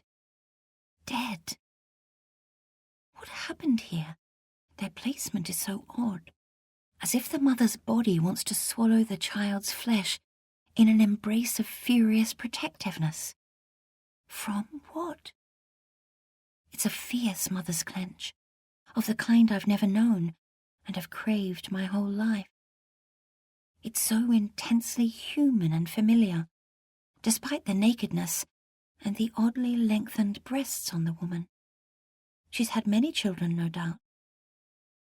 This is an embrace of fierce denial, hooked around her precious child. A baby with a curl of yellowed hair that's tucked behind a tiny ear that I want to touch, caress, yet do not. And both have blackened lips that I want to brush into life, but cannot, in any way, cannot. Mouse bashes his stick furiously at some ferns. Stop it! I snap. The boy looks up at my new coldness. I've become someone else, because there's something bigger than him now. My fingertips dart at my cheeks, tap, tap, tap. We're intruding here, and these bodies need a burial. a slipping into sweet earth like the graves from this morning. Yes. Do these people have a family close? A husband? A father? A tribe? Someone who loves them as ferociously as this mother loves her child? They seem so hidden in this secret glade, so deliberately alone. Mouse bashes and bashes with his stick. I bite a nail, tear a skin flap clean off. No, Mouse and me, we shouldn't be here. I reach for the boy's hand to still him. Do you know what happened here? The boy shrugs, afraid. He's the student suddenly ignoring the schoolmarm. Mouse, answer me. The boy scowls at his mermaid's swift cooling into adulthood. Things always happen out here. He shrugs. It's the bush. I ask what he means.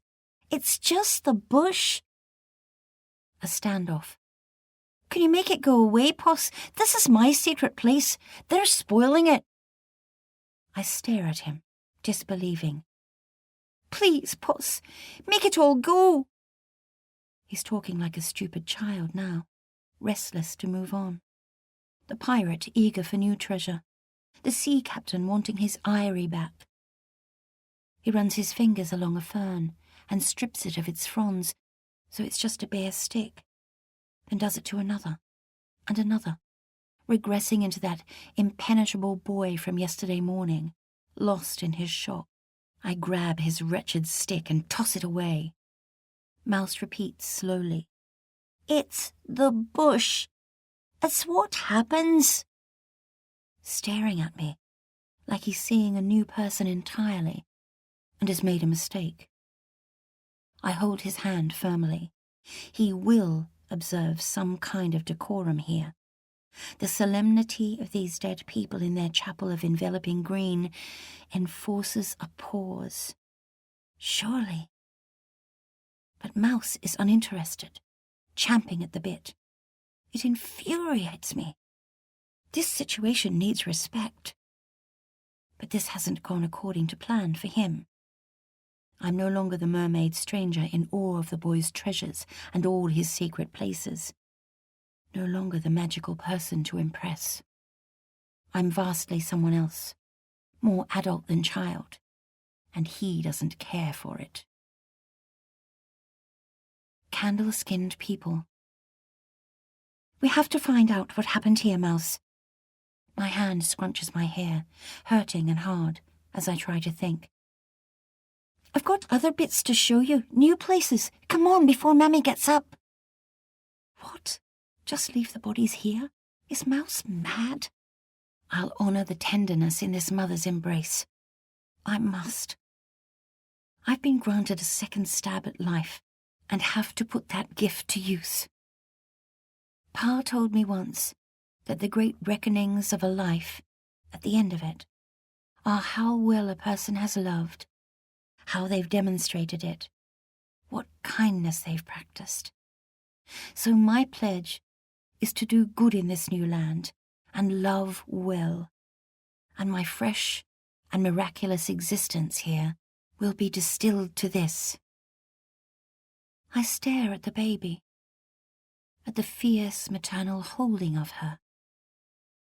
It's always arrested me, at a church picnic or a spring fair or waiting in a shop. I've felt a clench in my chest, a little flare of envy. What it must feel like to surrender to that enfolding, and what it must feel like to give it. I've been thirsty for it ever since my mother died.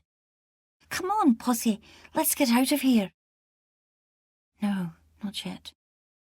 Because a watching dog is inside me now, waiting, searching. For clues, signs, anything that will distract me from the grief washing over me when the thinking crowds in too much. All the flashes of Jack, and Ambrose, and Captain Grant, of Turnip the twinkly kitchen hand, of Janie and Clara and Louisa, and all the babies brought to this island for their bold new lives. The screams, the whimpers, the silence. The silence. The silence. And now this, a mother and her child. And I can do something for them at least, perhaps. I can work this out and have them laid to rest. And it might fill up my brain. Yes, it might crowd everything else out. Keep my thoughts from rushing back to the storm and its too silent aftermath. Perhaps. Things like this don't just happen, Mouse. We need to help these poor souls. Souls? It's the bush, Puss, like I said. It's what happens out here. They're not us. Right.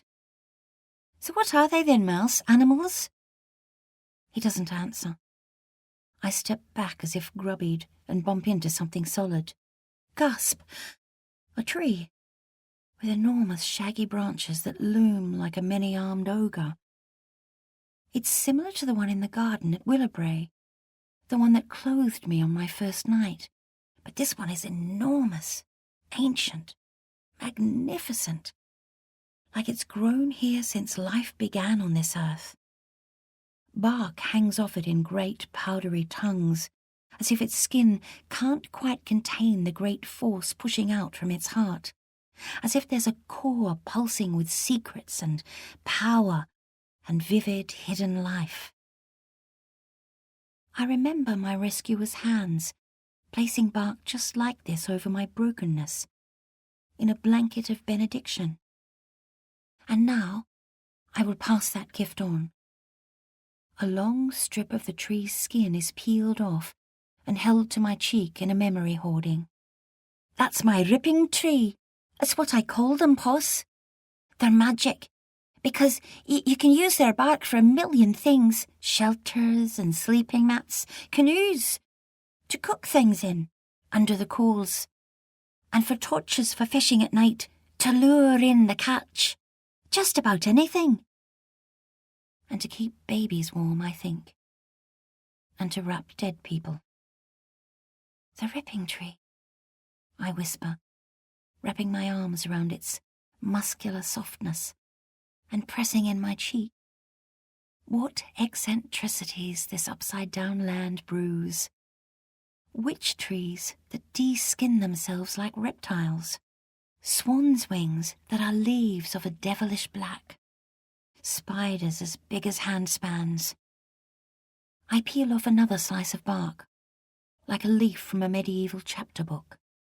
Jump. At a young girl. Beyond Mouse's ripping tree. She's midnight black, just like the woman, and naked as the day she was born. Goodness.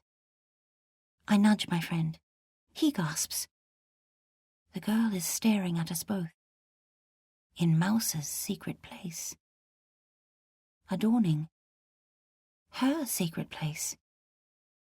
Theirs. The girl is staring at the intruders, moon-pale and jittery and wrong, candle-skinned, watching what we'll do next. She's holding something in her hands, a small bowl of some sort. I stutter or something, a rasp of a hello, and stumble towards her and stop, feel suddenly awkward. The girl is statue still, and slightly taller than Mouse, who's staring, stopped, in shock. Like she shouldn't be here. Like she's a ghost. Why are you here? His voice is suspicious, unwelcoming. The girl says nothing. Does she understand? She stands immobile, yet poised, ready for flight. Her body is all muscle and sinew, lean and tough. Her legs are slightly apart, and her bare warrior feet are strong on the earth. Her earth. I feel suddenly ashamed of our intrusion, because that's what it feels like. I look into her eyes, girl to girl. I'm the most grown-up one here, and want this child to understand that somehow I'll honor the protectiveness in the dead mother's embrace. Her mother? I catch my breath. Oh, Lord, is this a family? I hold Mouse back with both hands, stretched sternly behind me. Want the girl to know I care. Smile. Hesitant. Don't want her fleeing. Oh, what would Pa do? I close my eyes and surrender to instinct. Go back to the ripping tree and peel off some silky tongues of bark and place the sheaves over the bodies like a tender, loose glove, and hover my hands over the mother and baby in something like a prayer, and breathe deep. Is this right? The girl and I lock eyes, and I place my hand on my heart and close my fist in a clench of sorrow. And she nods. A touch. She's noted it. She bites her lip. I do too. I turn back to the bodies, checking the arrangement one last time. Then look again to the girl. She's gone. Without a sound. Not even a twig crack. Oh, too soon. Come back. I run to where she was. She's vanished. But on the ground is the tiny bowl she held in her hands. But it isn't a bowl at all. It's a nest, made with twigs and clay, and the fluff of feathers threaded through it like tiny pillows of tenderness. I leave it. It doesn't feel like it's mine to remove. A mother, somewhere, might need it. Mouse shrugs and shakes his head like he has no idea what's just happened, or who this late arrival is, or how she's attached to these people, if at all. We have to tell someone, Mouse. Why? These people are dead. Lots of things are dead in the bush, Poss. It's how it works. Can we just get rid of them? This is my place. Of course. I nod, grim. He's been showing me his rare find of a secret glade. And now something else, most annoyingly, is in it. As the two of us stand side by the ripping tree, it feels like we're almost two different species, from different worlds, with no common code. But I can't stand it, the obscenity of his casualness. What world is this? We have to tell someone, a grown-up. We have to help these poor people, and that little girl. Maybe she's related to them. Mouse's shock. He backs away. It's all in his face. I am now the encumbrance and the opposition. And after all my promises, telling will spill his secret place. Alert his mother to how far he actually goes. Spoil everything. Your father can help us, Mouse. Your father needs to know. But Mouse is suddenly shaking his head and garbling. No, please, not the chair. He's stumbling that his father can't have them. They're not his father's to take. They're not supply. And Papa can't know any of this, can't find out. Mouse is tripping over his words in panic. How do we make them go, Poss? Chair? I ask. Go back. What's this chair? And supply? What's going on? Mouse stutters at the chair. It's his father's, in his study, and he suddenly barrels into me, weeping like a child overwhelmed, as if everything in the blink of an eye has become too much. Don't go! Don't leave! He sobs. You're my friend, the only friend I've got. Someone else entirely. I hug my poor confused little Mouse, the calming big sister to the baby brother I never had, and he clutches me like I'm the only thing left in his world. I hold tight my little friend who believes in mermaids and magic, my angel dipped in goldenness with his long girly curls and his trembling mouth. All the childish contradictions, and I soften at them. Mouse is so young. A baby, with so much growing up ahead of him. What does he know, really? Only what the adult world has taught him, and he can't be blamed for that. If he thinks these natives are mere animals, native fauna to be discarded, then it must be coming from someone else. Because these attitudes aren't instinct, but learnt. Pa taught me that. Who is civilized here, and who isn't? I hug my mouse's yielding flesh. There's still time to open him up to a gentler way of thought, surely. It's still possible to veer an unknowing child. And on a bed of black leaves, 2 bodies lie before us in a defensive curl, and wait. For what? I look around. A twig snaps. Hello? But nothing declares itself. Grown-ups versus children. I clamp Mouse's hand. He can't pull free. He's locked.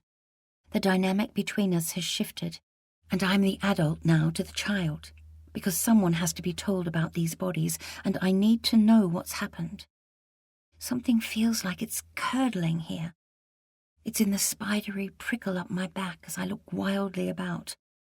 Come on! Mouse whines, but I'll not change course.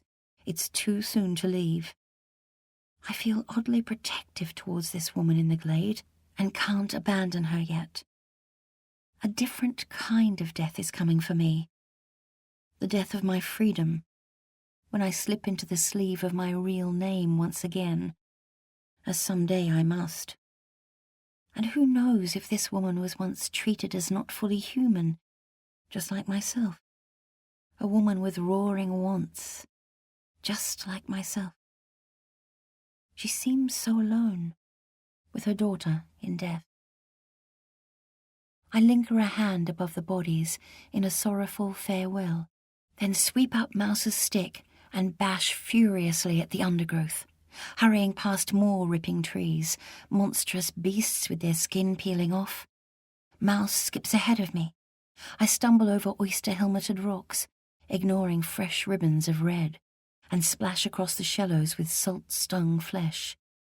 Tree branches flick back at me in sharp taunts as if to say, "Go home, girl, you'll never get used to this." Yet I won't be slowed. I clench the hurt in my freshly aching head and run on and on. Puss, what's wrong? Why are you holding your head? Stop! Finally, I do. Mouse's eyes peer at me in concern. My head hurts again. Can I rub your temples? He soothes. I'm the best at it. Mammy calls me her medicine. I'll kiss your forehead too if you like. I relent. Sit on a rock.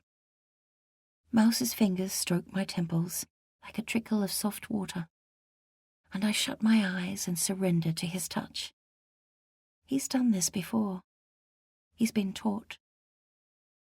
Between 2 grave palms, Mouse kisses me on the forehead, and I still down into calm at his caress.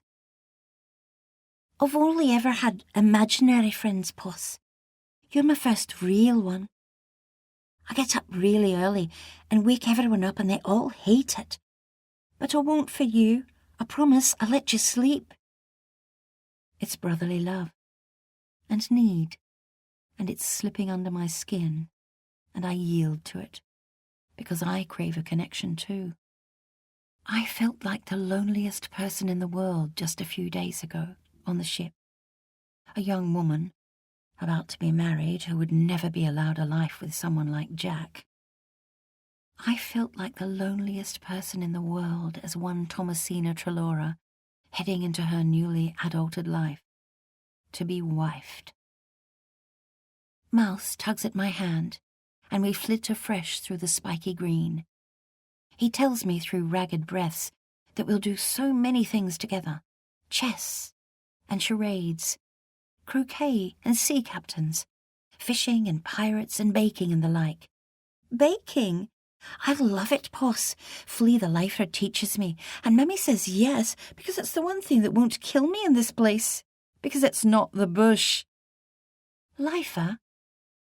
Well, he gets free after 14 years with his ticket of leave, and he's only got a bit to go. He helps us. What did he do? Highway robbery, I think. or something. No one tells me anything. Maybe it was his wife. Maybe he'd chopped off her head and boiled it for breakfast. He's my friend. He lets me roam the bush, and he's good at secrets.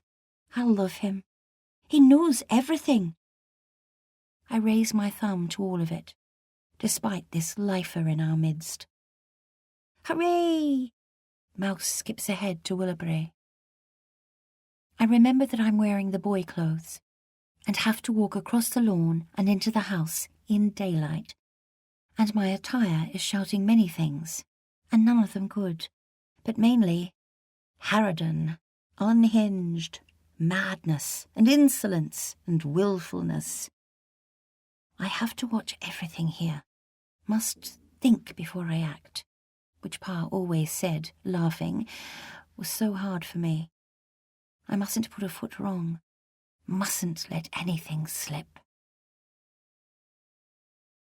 Weighing up. No one is about, thank goodness, as we slip inside the French doors to my room. We need to tell someone fast, I say. Mouse asks why. What do you mean, why? He looks at me, beseeching me silently not to blurt anything out, not to spoil his hiding place. I jab my finger at him. He won't be getting away with this. In an instant, another boy, deflated, stopped, sulky. Do we have to? Yes. Mouse licks his lips. Even Pa? I bite my nail. Yes. Tear off a skin flap. Sometimes, Puss, I don't like what grown-ups are. I ask him what he means, but Mouse won't elaborate. He just asks why I care about the two people by the ripping tree so much. Because they're exactly that. People. And they're dead. And because there's so much tenderness in the mother's embrace. And because I can't vanish the whirl of the baby's curl from my head. And because of the little girl's stare before she vanished. And because they're a family, I'm sure. And that lonely girl is now out there somewhere and most likely keening for a maternal touch. And she's reeling and unanchored, just like I've been my whole life. I shoo Mouse from my room and change back to the girl his mammy wants to play with. Wanting the alone, the vast salve of it.